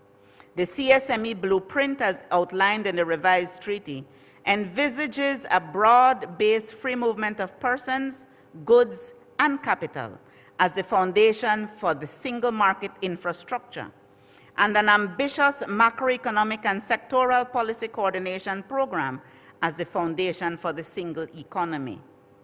The free movement process has resulted in the removal of 450 existing restrictions, and with few exceptions, goods can move across the region free of duty. The operation of our common external tariff is governed by a clear set of rules, and these, together with the rules of origin regime, are at an advanced stage of review to update them for the 21st century trading environment. However, the CARICOM single market alone cannot foster the economic transformation required to secure sustainable development and build resilience in CARICOM member states. Regional economic transformation would also require the realization of the objectives of macroeconomic and sectoral policy coordination as envisaged in Chapter 4 of the revised treaty. In that regard, Owen Arthur had argued that, and I quote, "This single economy will be an ongoing effort for which there cannot be a fixed deadline." His advice in 2004, and reiterated on several occasions since, is still relevant today. It is therefore important, as he said, it is therefore important that while we seek to make haste as quickly as possible, we do not set ourselves impossible deadlines by which to accomplish what can only be described as a major exercise in economic re-engineering, repositioning, and ultimately economic fusion in the region. And that is the task ahead. The re-engineering and repositioning of CARICOM economies and their ultimate fusion into a dynamic, competitive economic space. Owen Arthur believed we have the capacity to do this. I believe so too, notwithstanding the fact that as a community of sovereign states, we have chosen the most difficult route to integration, whereby each member state retains exclusive powers for national implementation of decisions made at the regional level. As Owen once cautioned, it will be difficult to achieve, but it will be worth pursuing. To achieve it, we have to think and act more strategically than has been the case in the history of the Caribbean. For at the end of the day, Whether it is developing a national or a regional economy, success depends on mastering those key few strategic things that simply make the difference. End of quote. It is with this caution in mind that the community's macroeconomic policy coordination agenda and the further development of the agricultural, industrial, and services sectors have remained as key priorities for the community. As we grapple with the imperatives of mobilizing development and climate finance, along with private financing to drive the growth process, financial sector development and investment attraction have become even greater priorities for CARICOM member states. Additionally, increased levels of protectionism, which characterized upheavals in the multilateral trading framework over the last decade, became even more evident following the emergence of COVID-19. Access to supplies of basic needs such as food, medicine, and other medical supplies was severely compromised as our traditional trading partners adopted restrictive measures, including complete bans on exports of some of these essential products. Disruptions in transportation networks and associated increases in costs have contributed to inflationary pressures that threaten to further destabilize already vulnerable economies. These experiences have given impetus to sectoral policy in the community, beginning with the agricultural sector. CARICOM member states are actively implementing the Agri-Food System strategy in order to reduce reliance on extra-regional imports of food, enhance production and trade of regional agricultural products, and provide greater access to a supply of nutritious foods. The effort to reduce the community's dependence on food imports and thereby reduce the $6 billion annual food import bill has been actively led by the President of Guyana, who has responsibility for agriculture in the CARICOM quasi-cabinet. In March 2022, the President of Suriname assumed responsibility for industrial policy and is actively organizing delivery on a regional industrial policy and strategy. Both agriculture and industrial policies have been and are being developed with the input of regional stakeholders in the private sector and with the support of other regional and international organizations working in those sectors. If the two recent fora on agriculture held in Guyana and then in Trinidad and Tobago are indicative of the passion and commitment to achieve the objectives of food and nutrition security, as well as stimulating economic growth and development, I have no doubt that the community is on the right trajectory. With regard to free movement of persons, good progress has been made with the movement of service providers, and with the decisions taken in July 2022, we now have the basis for full implementation of the 12 categories, including agricultural workers, for which agreement has been reached. I am one who feels that this is not enough, and I am looking forward to the region making good progress towards full free movement soon. I believe the sentiment is moving in this direction. Reliable, cost-effective, safe, and secure air and maritime transportation are critical, not only to the development of the regional economy, but to the strengthening of the sense of community. There are promising discussions taking place with regard to both air and maritime transportation. But for the immediate future, it is a challenge that remains to be resolved. The community's macroeconomic policy coordination work program also comprises initiatives related to the modernization of the regional financial sector, including capital market development and integration, fiscal policy, including tax administration, corporation, and investment policy coordination and harmonization.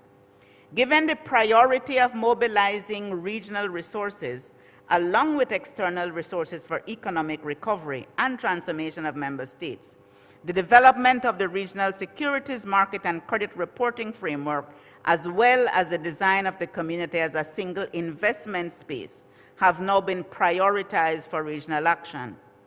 Additionally, the heightened interest in contactless payments and the electronic delivery of financial services has precipitated the prioritization of the design of a regional legal and regulatory framework to protect the rights of financial services consumers. Just last year, CARICOM Ministers of Finance approved community policies on credit reporting and deposit insurance. The community policy on credit reporting establishes a roadmap for transition to a modern regulatory framework for domestic credit reporting systems and the cross-border sharing of credit information. This is particularly important for those community nationals who need to establish their creditworthiness as they move to live and work in different member states. CARICOM Ministers of Finance are also considering a policy for the development and regulation of the regional securities market as a step towards creating an integrated capital market. And those of us who have been operating in the financial system for years know that this is a long-standing goal of the community even before the adoption of the revised treaty. The ongoing work on community investment policy, CARICOM Investment Code and Investment Incentives Regime will delineate the community as a common investment space governed by similar rules and with opportunities for enhanced production and productivity. Alongside the initiatives to modernize and further develop the CARICOM financial sector and the common investment space is the reality of the evolving global tax governance agenda and financial regulatory architecture. The intra-CARICOM double taxation agreement, which predated the revised treaty, has been deemed to be non-compliant with member states' commitments in respect to the global tax governance agenda, which now emphasizes exchange of tax information and tax reform to prevent evasion and avoidance, especially given the challenges emanating from the digitalization of the global economy. We therefore have to review our double taxation treaty as well as prepare for the adoption of new rules on corporation tax to protect our tax bases.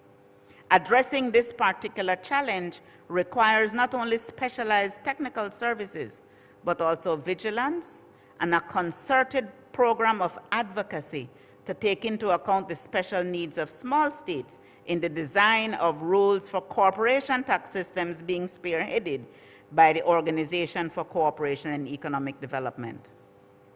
As we put our house in order and take bold, even disruptive steps to pursue the integration goals that will foster growth and development, we must seize the moment to engage externally with the dynamism that is now driving the internal agenda. We must adapt our external trade and economic strategy to embrace new opportunities in South-South cooperation. We must look for partnerships that embrace the future, building on those that have been long established. It is in this context that I see the recent Afro-Caribbean Trade and Investment Forum as a timely and promising start to a new stage in our relationship with Africa, a region with which our history is intertwined. There is strong potential for growth and investment through mutually beneficial trade and economic cooperation with Africa, where the market in the African continental free trade area is projected to reach $6.7 trillion US dollars in value by 2035. The first African Caribbean Expo, which was held last week, which I believe is something that the Right Honorable Owen Arthur would have been exceedingly proud to support, provided an excellent opportunity for business-to-business engagement, which can result in enhanced trade in goods and services between the developing countries of the Caribbean and the developing countries of Africa. In all this, there is the challenge to embrace a digital strategy that opens the region more fully to the opportunities presented by the rapid technological advances that are transforming our societies and our economies. While we deal with long-standing plans and the old challenges that remain relevant and important, we must make haste to identify and address the newer issues that are already shaping the future of our economies and our societies. Finally, and perhaps most critically, we must recognize that true social and economic development in the rules-based framework of our community can best be achieved by anchoring our efforts in the rights-based foundation elaborated in the CARICOM Charter of Civil Society. As we accelerate the push for growth, We must do so with inclusiveness, fairness, and respect for the right and dignity of all CARICOM citizens at all times and without exception.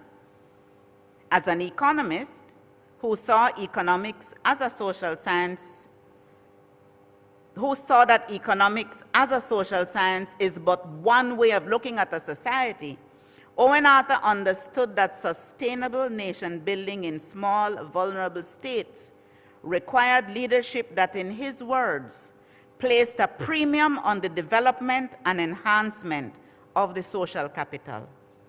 And so, Owen Arthur was one of the foremost proponents of the Charter of Civil Society for the Caribbean Community that was adopted in 1997 and expressed the commitments of our member states to press freedom, a fair and open democratic process, effective functioning of the parliamentary system, morality in public affairs, respect for fundamental civil, political, economic, social, and cultural rights, the rights of women and children, respect for the religious diversity, and greater accountability and transparency in government. The Charter of Civil Society was clearly an aspirational precedent for the Sustainable Development Goals. Owen Arthur, up to the time of his passing, consistently advocated for a more visible CARICOM embrace of the Charter of Civil Society to accelerate sustainable development in our region. I have tried to give a broad overview of how the challenges and opportunities, risks confronting CARICOM member states at this critical juncture are related to the roadmap for an effectively functioning CSME. As I end, I would like to address an issue that Owen Arthur had flagged repeatedly, both as a head of government with responsibility for the CSME and as an academic. That is our inability to effectively communicate and secure broad-based buy-in for the initiatives comprising the work program for implementing the CSME. More particularly, we have not adequately articulated our successes as a regional integration movement in a manner which motivates the demand by ordinary citizens of the community for continued national implementation of regional actions. When I assumed the office of CARICOM Secretary General just over a year ago, I acknowledged the sense of community in the people of the region, which manifests itself in both our brightest and our darkest days. We celebrate together our successes in sport and our cultural icons, and we do all we can to help each other when disasters strike. For me, this is a source of strength to build on through the practice of that inclusiveness expressed in the Charter of Civil Society that calls for the involvement of community stakeholders in all sectors in learning about and contributing to the work of the community. This is what we are setting out to do at the Secretariat of the Community as we seek to build a truly integrated, inclusive, and resilient community that is driven by knowledge, excellence, innovation, and productivity, where every citizen is secure with guaranteed human rights and social justice, and contributes to and shares in its economic, social, and cultural prosperity, a community which is a unified and competitive one in the global arena.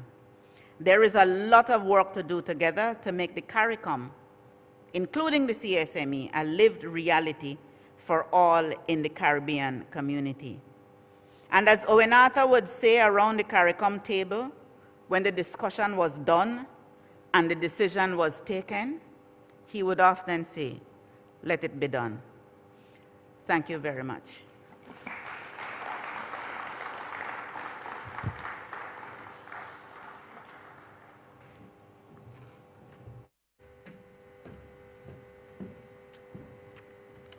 Thank you so much, Dr. Barnett. That took us through every aspect conceivable of the CSME work program. I hadn't remembered or known the contribution that PM made towards the advancement of the Charter of Civil Society, and speaking also about implementation issues and the core economic challenges facing the CSME, and also your drive and your direction in trying to overcome some of these has given us much food for thought. But the task is not to me to probe some of your thoughts and thinking on the matter.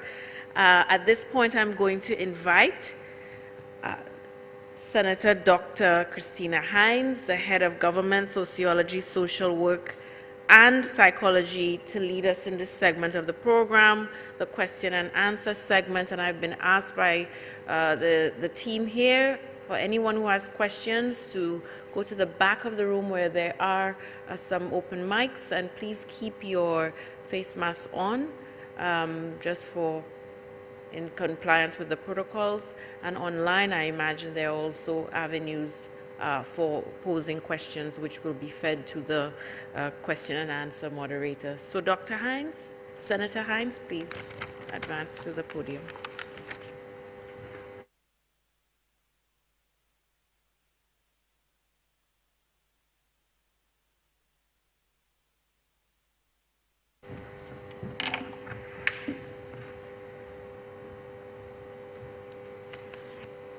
Good evening. It's my pleasure to be here, and I really enjoyed and took extensive notes on that talk. Thank you, Dr. Barnett.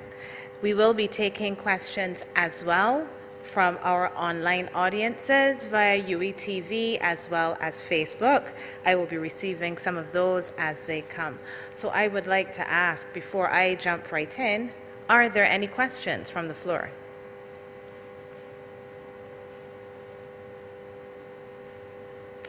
Okay, I'm not seeing any questions, so I will go straight to mine.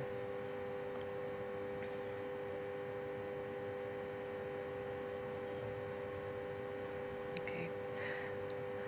My first question, and I really do thank you for such an extensive discussion of CARICOM, an emphasis on the CSME in particular. You spoke about some of the challenges of implementation over the years. But I note that the decision to create the CSME was one that was taken in 1989. We had the revised Treaty of Chaguaramas in 2001. And since there has been such a lag, as you noted, in no small part due to issues with national implementation, how truly applicable is the CSME as created and as, I guess, conceptualized at the time to the current world in which we live, considering a lot of the advances that you've spoken to us about, advances in technology, and we can also talk about some of the occurrences such as the pandemic, but even prior to the pandemic, other changes that we have seen in the world during the course of the 21st century. You're asking me how relevant it is today. The implementation. So are we looking to implement something that perhaps it does not fully make sense to implement because we have moved ahead? Well, let me put it this way, and as Owen Arthur himself said, there is a built-in flexibility in the way the treaty was put together, the revised treaty.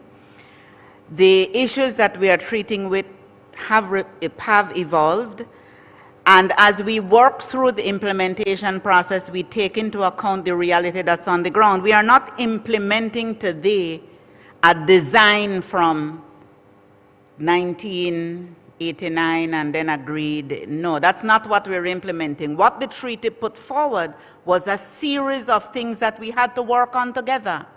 And so it is a process of working through these things. And the reality is that where we are right now, the priority matters that we are treating with, agriculture and food production, industrial policy, development of the financial sector, those are the priorities now, and they are being addressed not on the basis of information or a design from then. They are being addressed to resolve the issues that we face today.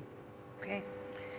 Thank you. I would also like for persons who are watching online to know that in addition to the UETV Facebook page and uetv.org, we will be accepting questions from the CDB's Facebook page and CARICOM's Facebook page. And when these come in, I will ask them. I have one question, and that question is about the role of youth in the advancement of CARICOM, CSME, as well as implementation. Absolutely essential.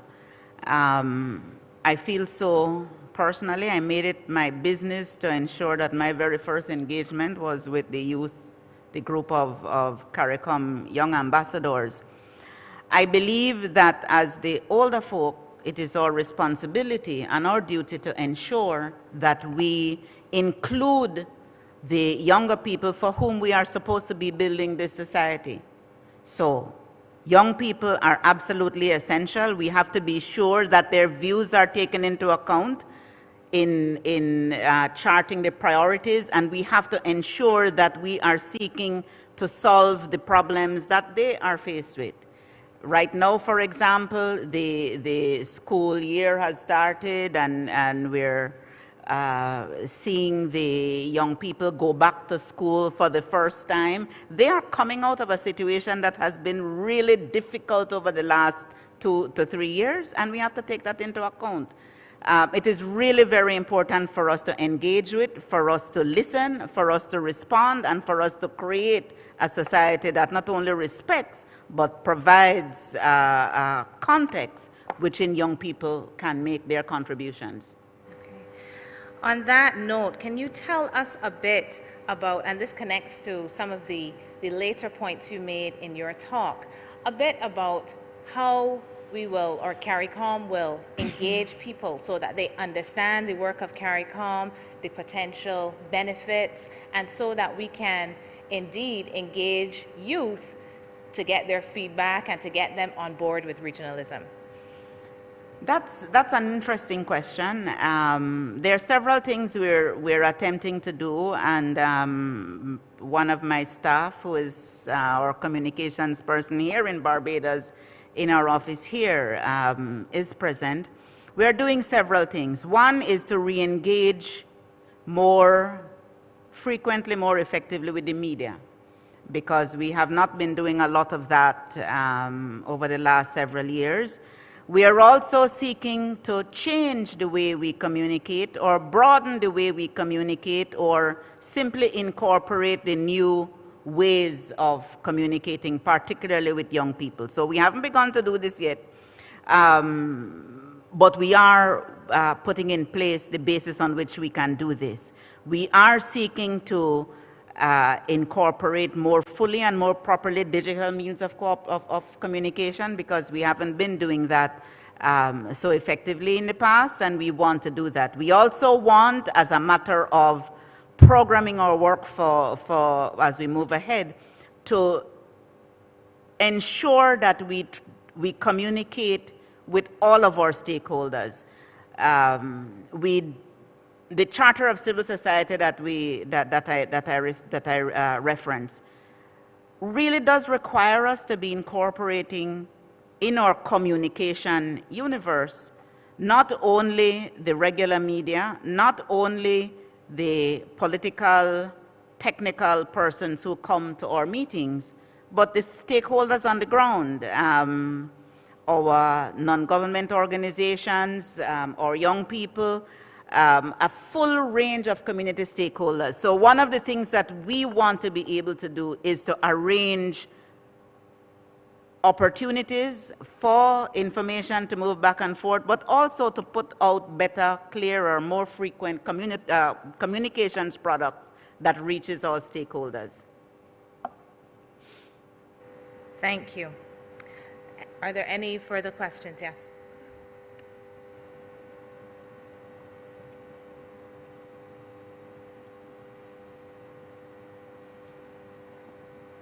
Good evening. Thank you very much for your remarks. I was just interested in finding out if regional transportation, air and sea, you glossed over it a little bit, and I suspect that was because of the breadth of of information you were trying to get through in a short space of time. Is regional transportation important for CARICOM, and what is being done to, you mentioned that there were meetings going on about regional transportation, air and sea, but I didn't get a sense that from your presentation that this is something that's going to happen soon. It is something that is happening quite soon. A couple of things have happened. There's a bit of work that we've asked CDB to do, which is to help us map out some of what is currently on the ground and what the gaps are that need to be filled. There are active conversations going on about establishing, in terms of maritime transportation, ferry services that, beginning with the Southern Caribbean, to move not only people but agricultural commodities. That is a conversation that's taking place, that we're looking to see the proposals come forward pretty soon. And there are conversations about regional air transportation. We are in a situation in the region where, as a result of the shutdowns in tourism, the closures of airports, the airline companies laying off people globally, travel within the region is extremely complicated, extremely scarce, and extremely expensive. So that the imperative of solving that is right upon us, and there are conversations taking place as well around that at this time. I can't give details about it because I am not around the table. But beyond that, the expectation is that we should be seeing in the near future some additionalities in terms of air and in terms of maritime transportation solutions coming on stream. Thank you. Do we have other questions?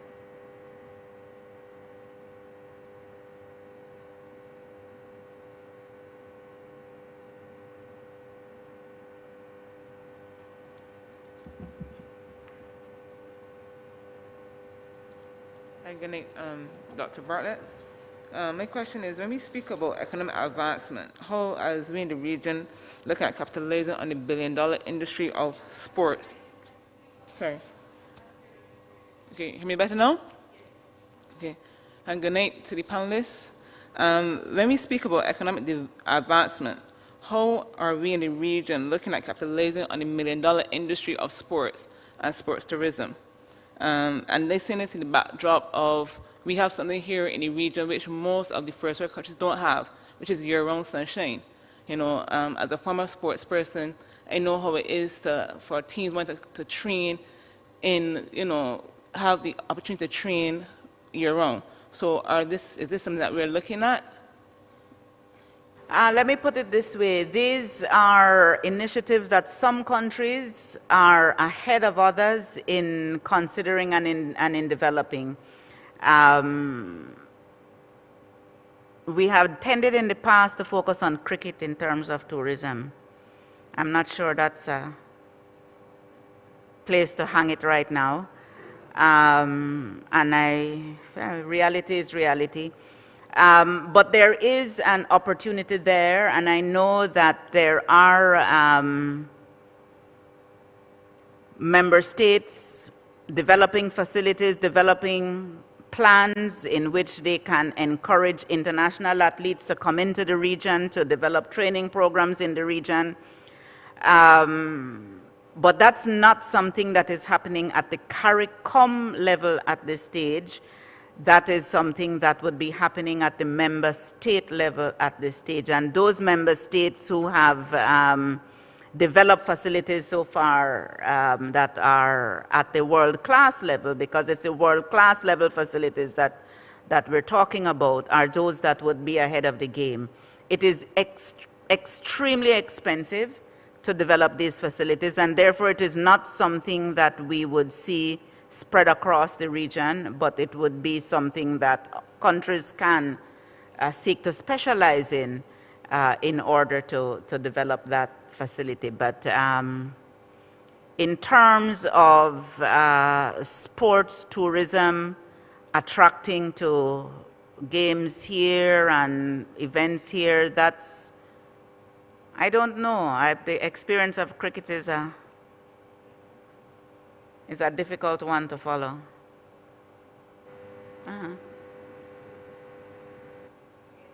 Have a follow-up. That's okay. Yeah. I'm saying this in the backdrop because only recently I've reached out, because I actually work at National Sports Council here in Barbados, yeah? And I've actually reached out to the international body that deals with volleyball. And they are very keen in hosting their Olympic qualifiers for 2023, 2024 here in Barbados. And all it was literally me sending an email and we having the beaches here. So, Absolutely. I mean, cricket might not be the best example at this point in time for us to look at, but there are a lot of other sports in the world, that's really taking off that we could capitalize on and really push. I agree with you 100%. Our experience has really in the past been limited to that. But what you just explained is precisely what I'm saying. At the member state level, we know that activities are taking place. I know there's also an increasing inactivity within different sports around the region. So we may have cyclists moving around the region, going to different places. We may have swimmers doing it as well, but it's not as organized. And so there's great potential there to be developed, and particularly for those member states that already have facilities, as I say, that are world-class facilities, that they would have the strategic advantage to pursue that at the member state level. Thank you for that. I really have quite an interest in that question as well, thinking about, as a former national athlete myself, but in terms of the development of sports in the individual CARICOM states, how really important it would be to have greater access to travel and the ability for teams to compete with each other so that then when they get to the world stage, we really can be even more world-class than we already are. So well, we are world-class, you know. We punch above our weight in sport for our total population, and I always remind people of that, because sometimes we think it's really 5 or 6 athletes in one country. No, it's more than that, but it's out of a relatively small population, and a population that does not, by definition, have access to the best training and facilities every place. So we're punching above our weight in sport. For me, it suggests that that is something we need to incorporate more, not only in the formal education system, but at the community level system, so that if we can get our young people involved in sport younger in their communities by putting reasonable facilities in the communities for them, it brings out that talent early and it helps us to identify. So that's my push for the education systems and for the community development systems to roll out more of those, we don't have we may not need to do the world-class facility in every single community, let's put it like that. But we do need to put acceptable level facilities for young people to develop their capabilities at a younger age so we can spot the talent earlier. Well, we have quite a number of questions now rolling in from our online viewership, and I know we have another one from the floor. I'd just like to take one from online before we go to our audience member. This person has a question about CARICOM's policy on public data ownership. And the person wants to know, I guess, first of all, do we have a policy at the level of CARICOM? And where are Caribbean citizens' public data located? Who owns it? Who protects it? In each of our individual member states, we have laws that establish the collection, collation, publication of data. And each of our countries' laws protects private individuals' personal information, so that ought to be respected at each individual member states' data collection systems, whether it's the statistical offices, the central banks, wherever. So there isn't a CARICOM policy.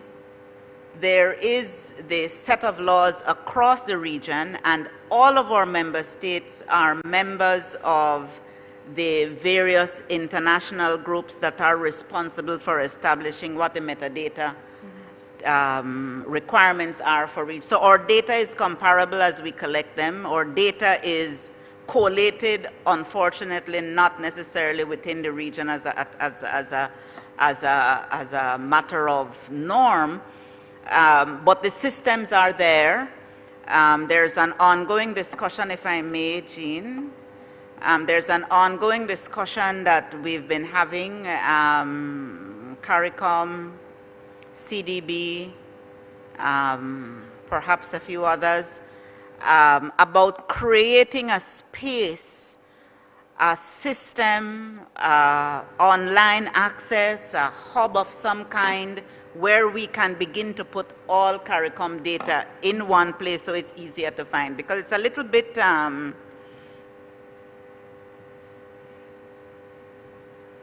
don't want to use, that would be an Arthur word. It's a little bit difficult when we're trying to access regional information and then we have to go to the database for the IMF or the World Bank or the IDB rather than being able to access all our data systems in one place within our region. So that's a project that we're trying to sort through how we can make that data better available, because at the end of the day, often the quality of decision making rests on the quality of the information that goes into data, into the decision making process. And so for us, it's really very important for us to do that. So the data itself, as it's collected in each member state, to the extent that the data is all following the international practice and protected by the national laws, the data should be fine. Accessing the data is a problem that needs to be solved. Okay. And I know that concerns about protection of data are very serious, especially in these times when people see hacking and all kinds of security breaches occur. So if it is being maintained at the regional level, I understand the questioner's You're talking about in the digital age. Yes. Where individual persons' personal information can be hacked. Yes. Cybersecurity is absolutely essential. That's one of the things that our security systems people, we coordinate our security infrastructure through CARICOM impacts and through the regional security system and all of that. That's one of the things that's on their agenda as priority, because the more we become users of the digital processes in the absence of proper security systems, whether they are on our own computers, on our phones or whatever, yes, risks increase. And so, you know, we have to be mindful of all of that. There is work that is on the way in our digital strategy that's being rolled out, that's providing a certain level of education for persons, that's providing a certain degree of care and attention to the need for being sure that we are treading that path as safely and as securely as possible. Okay, thank you. We have some questions from the floor. In relation to the data being available for the Caribbean region, because sometimes it is a bit of a data lacuna in the Caribbean, the leading data expert in the University of the West Indies is Professor Hambleton, and he's been liaising with CARICOM and with the IADB, and last week he actually did receive the necessary funding. So that's something that the University of the West Indies is going to be putting forward with CARICOM to have this thing called Carib data. And Professor Hambleton's track record is really second to none as the most highly published researcher in our university. So that's just an update on that very necessary undertaking. I have a question which relates to just, from the view of the persons in the Caribbean, what matters to them.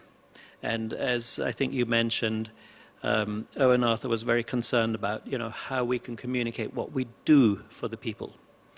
And looking at the example of the EU, the two biggest things that people really appreciated was just one, freedom of movement. So you could visit your families who are elsewhere. You're not, trying to jump through all these hoops in terms of visas and all of this.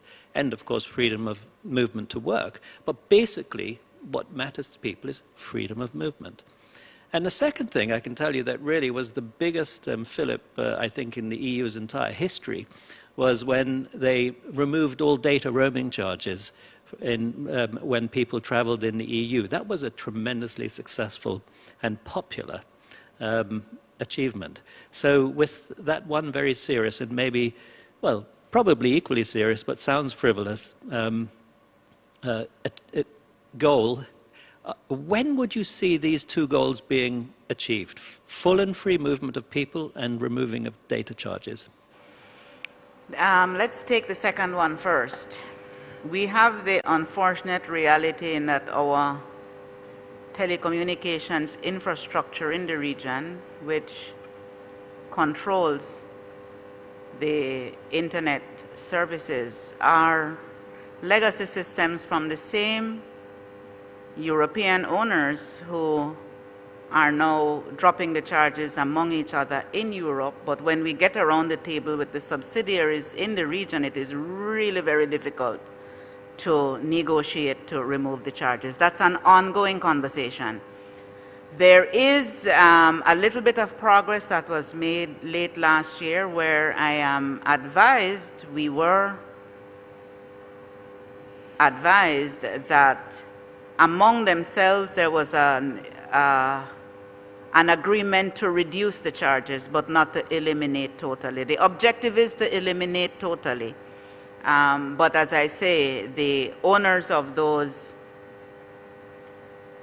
telecommunications companies are in each of our member states, and they negotiate with each of our member states their arrangements differently with each of our member states. The solution to all that is likely to be a single regulatory mechanism that would determine that across the region. That's a complexity yet to be negotiated.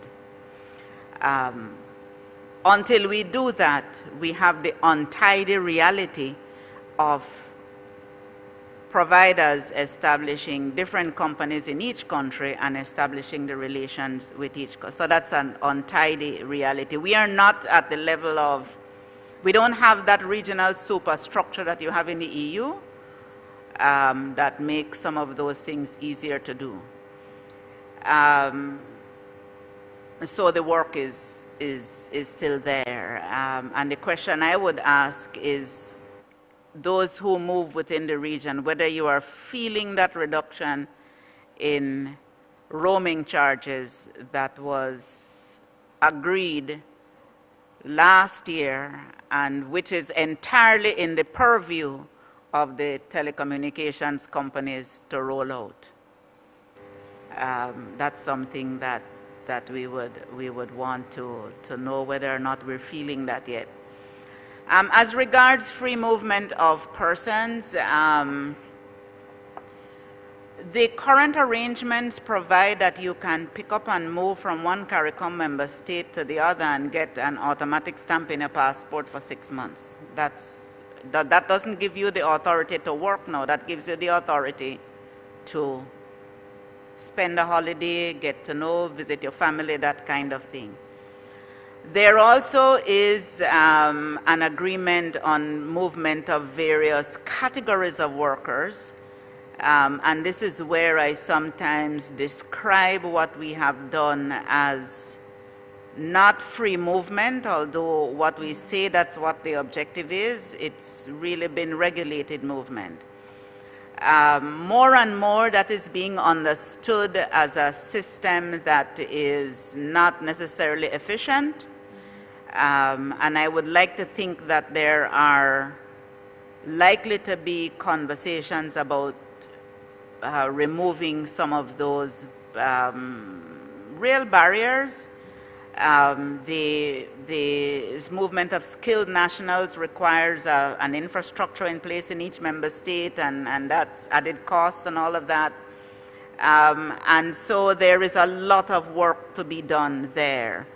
To have people move freely would be, for me, opening to wider community building, because people moving from place to place and getting to know one another is one part of the community building process that we need to have in place.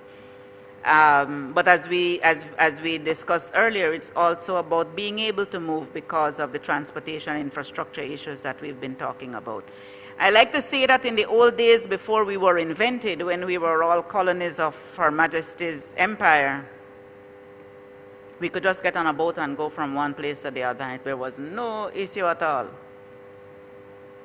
But one of the realities of being invented as sovereign states is that we put in place regulations to manage the flow of persons from one place to another, and that's the reality that we live with. So we have to work through how to make it as smooth as possible.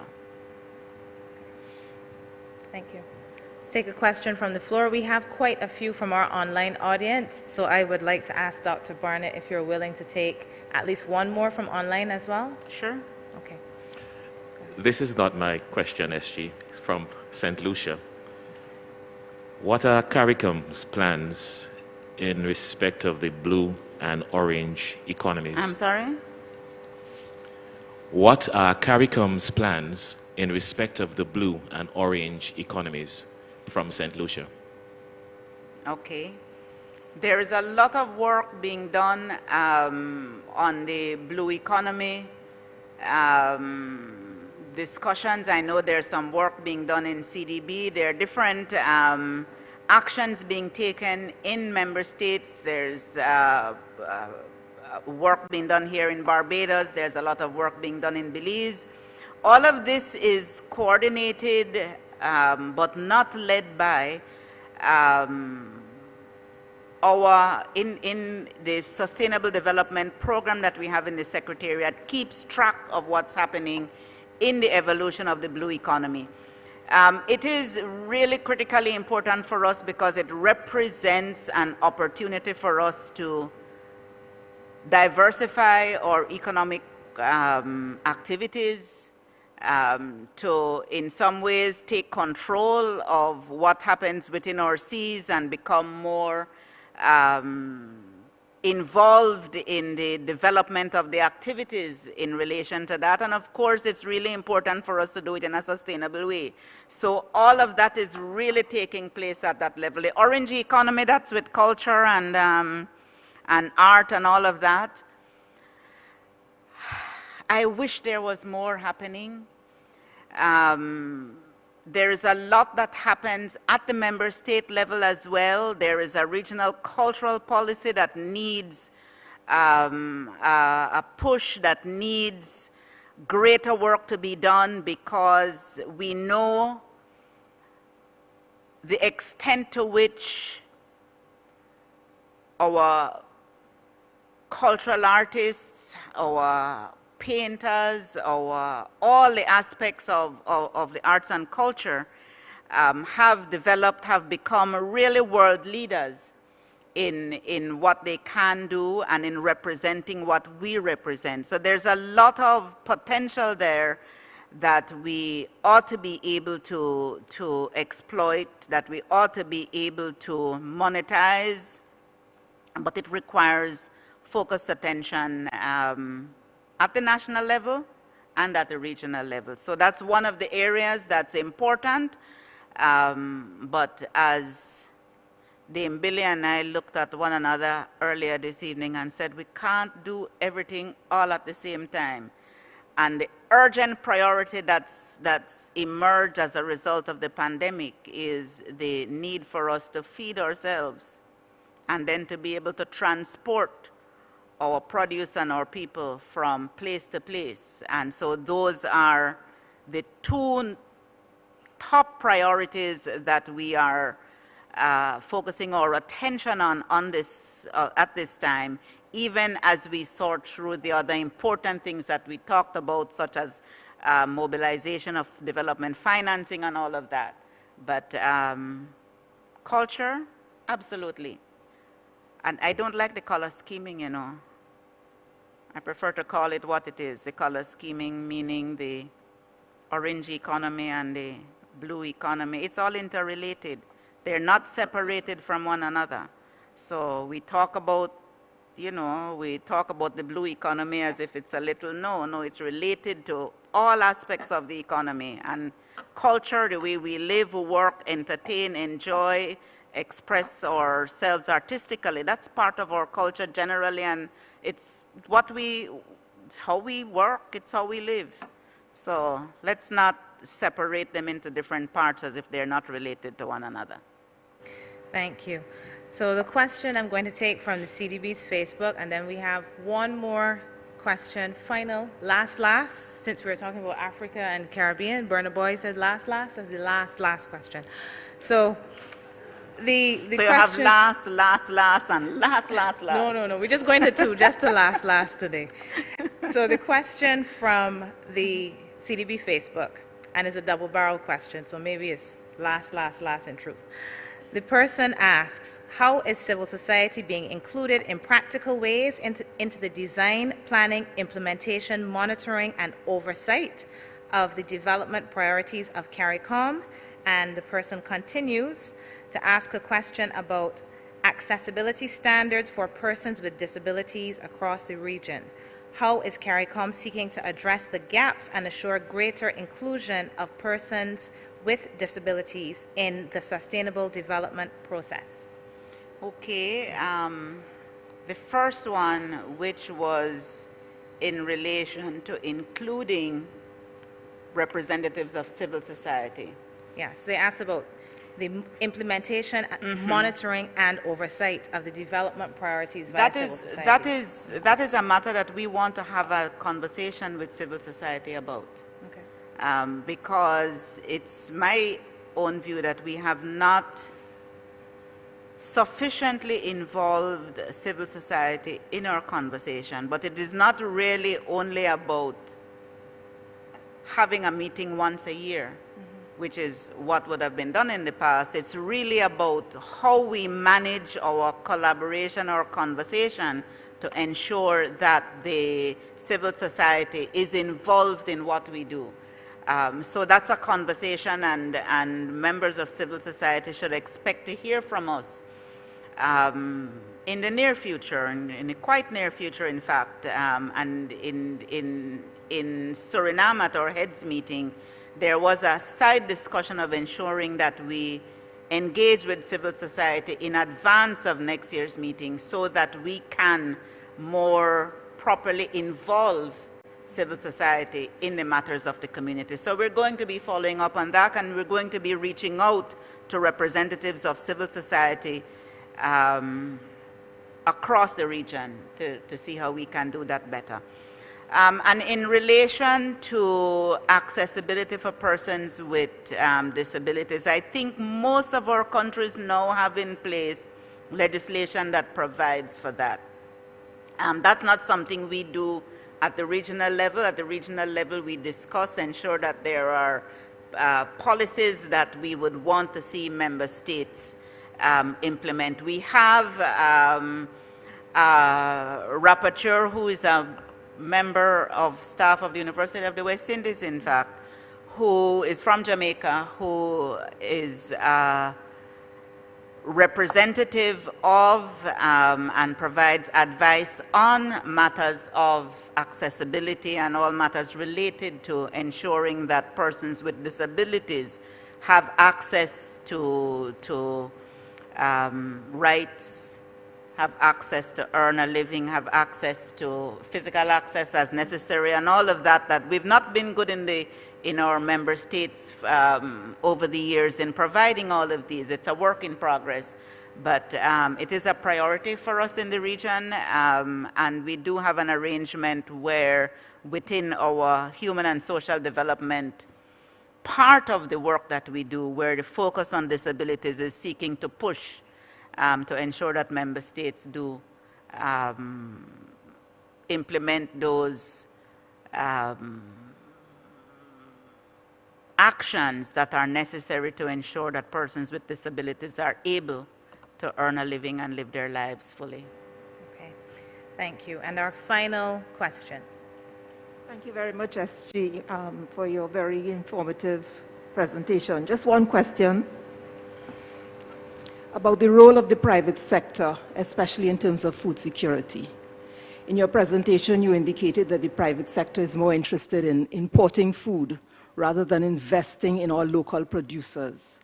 And we see the impact this is having on the health of our community, the NCDs, etc., because of the importation of food which is poor in quality.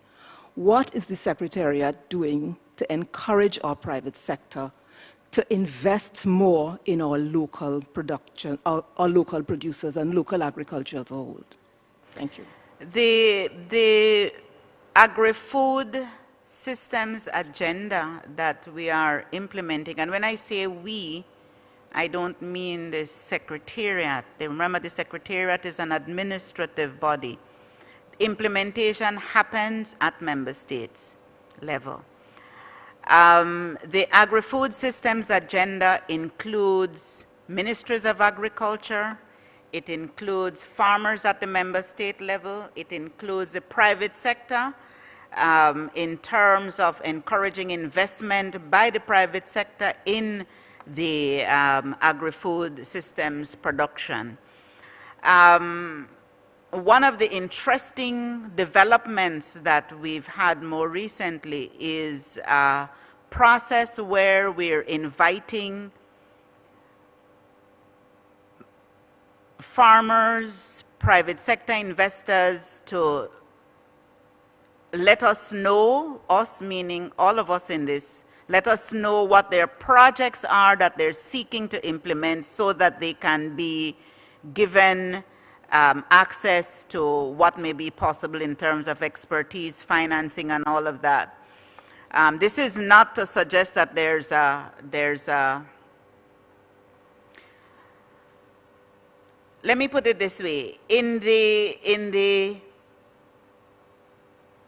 two expos that we've had so far, one in Guyana and one in Trinidad and Tobago, what we had was the coming together of those who are in the private sector wanting to become more involved in food production, those who are not necessarily involved in food production but are importers of food to see the extent to which they can import food from within the region. And so it is that business-to-business collaboration that we are expecting will yield result in terms of promoting production, promoting internal transportation, promoting internal consumption nationally and regionally of more healthy food. Because you are right, part of what happens with importation of processed food is that processing food implies preservatives, implies salt, which is the foremost preservative that we've ever known, and oils and fats and those kinds of things. So the idea is food and nutrition security, and that involves production, that involves investment, because that's critical. We have financial institutions that have indicated an ability to make available resources through the banking system for investment in agricultural production. So hopefully all of that, which is receiving a lot of attention and a lot of positive attention, will yield the desired result, which is expanded production and expanded consumption of healthier food. And expanded production, of course, that means economic activity. So thank you. That's what we're looking for. Okay. Thank you so much, Dr. Barnett, for indulging all of the members of our in-person audience who had questions, as well as some of those in our online audience. I have to apologize for some of the persons online for not being able to get to their questions, because although they started with a trickle, they ended as a flood. I can send them to you if you would like to see them, just to Yes, see I what would, people I would, are. I would like to see them. I would not promise to answer every single one because that's time consuming, but it would give us an idea of the issues that are important that we need to answer as we speak in different places, as I ask my person there who is, as I ask Salas to help us to put the messages out, it would be important and it would be very useful for us to know what are the things that are on the mind of people in the community. Okay. Yes. Well, thank you so much. The question and answer section, I believe, truly enriched your talk even more, although it was so rich to begin with. Thank you. Thank you very much.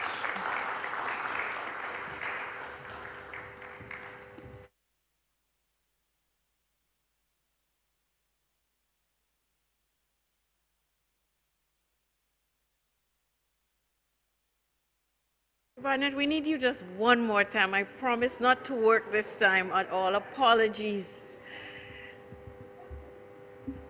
I think the mark of a truly great discussion and lecture is that people just want more and more and more, and I'm only sorry that we don't have more time for you to regale us with your thoughts on this topic. But let me, on behalf of the SRC and the CDB, the co-host of this event, thank you so much.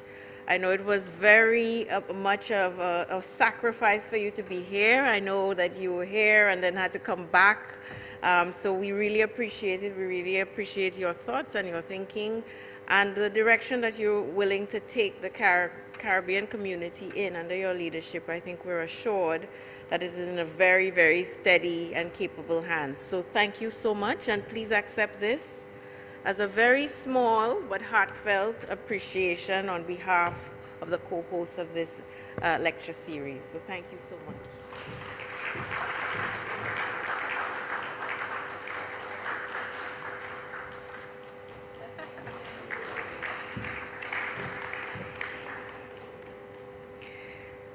It is my simple task now to bring some closing remarks to tonight's distinguished lecture series.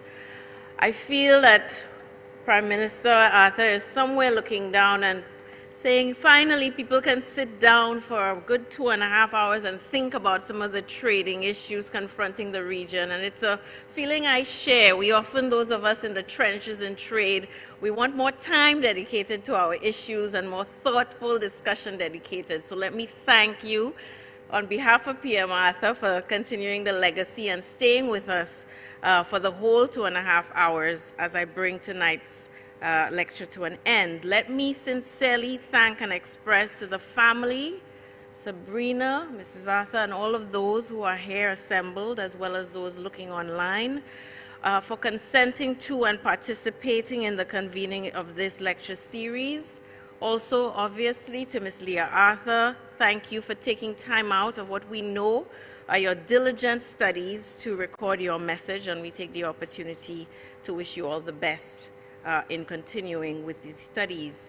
Many thanks to our distinguished speaker tonight, Dr. Barnett, for your willingness to present here. A lot of what you said resonated with us at the Srinath Ramphal Center. A lot of the topics that you broached are topics that our students studiously look into, and it's topics that I have discussed with your representative here, Ambassador McCook, about ways that we can really channel some of our thinking together with the CDB and come up with some solutions for the region. And so I'm sure Professor Landis will not think me out of turn to say that the university continues to be at your disposal in helping to chart the path and the thought processes forward. I know we have some academics right here in our midst, and I encourage you all to work with us to advance some of the thinking even more on trade and trade issues. To the team at the CDB, allow me on behalf of the board and the management and the staff at the SRC to extend our eternal gratitude as we continue to partner on this annual event and remember Professor Arthur as a Caribbean son and an ardent regionalist and a strong voice for small and vulnerable economies. Let me also thank all of tonight's speakers and panel members, those of you who gave of your time and generously gave of your thinking to be here and present your views to the audience. To you, the live audience who stayed the course with us, and our online audience, many thanks for joining us tonight as we explored with Dr. Barnett the future of CARICOM by charting a vision for the region's economic advancement. As we continue to be inspired and reflect on what we have heard tonight, the team here at the SRC and the wider campus community will continue to do our part to chart a path forward to face and help to fix the region's ongoing challenges. I thank you very much, and let me again thank those of you here and those on the audience for attending the second lecture series in honor of a great man, regionalist, thinker, academic, mentor. Put your hands together wherever he is. The Right Honorable Owen Seymour Arthur. Thank you all very much.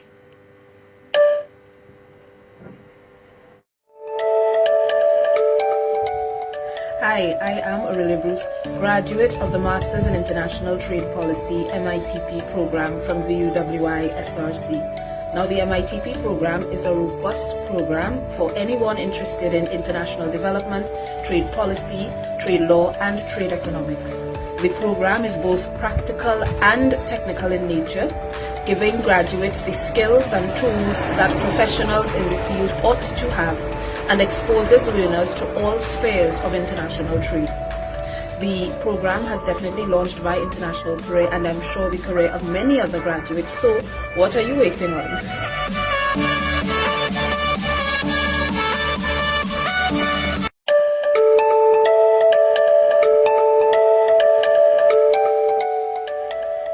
Hi guys, Matt Barrett, MITP class of 2010.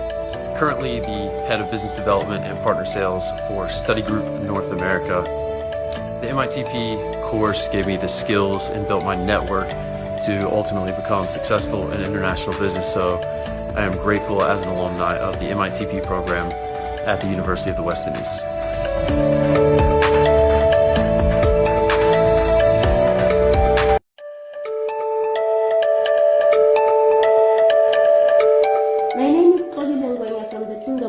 In Southern Africa.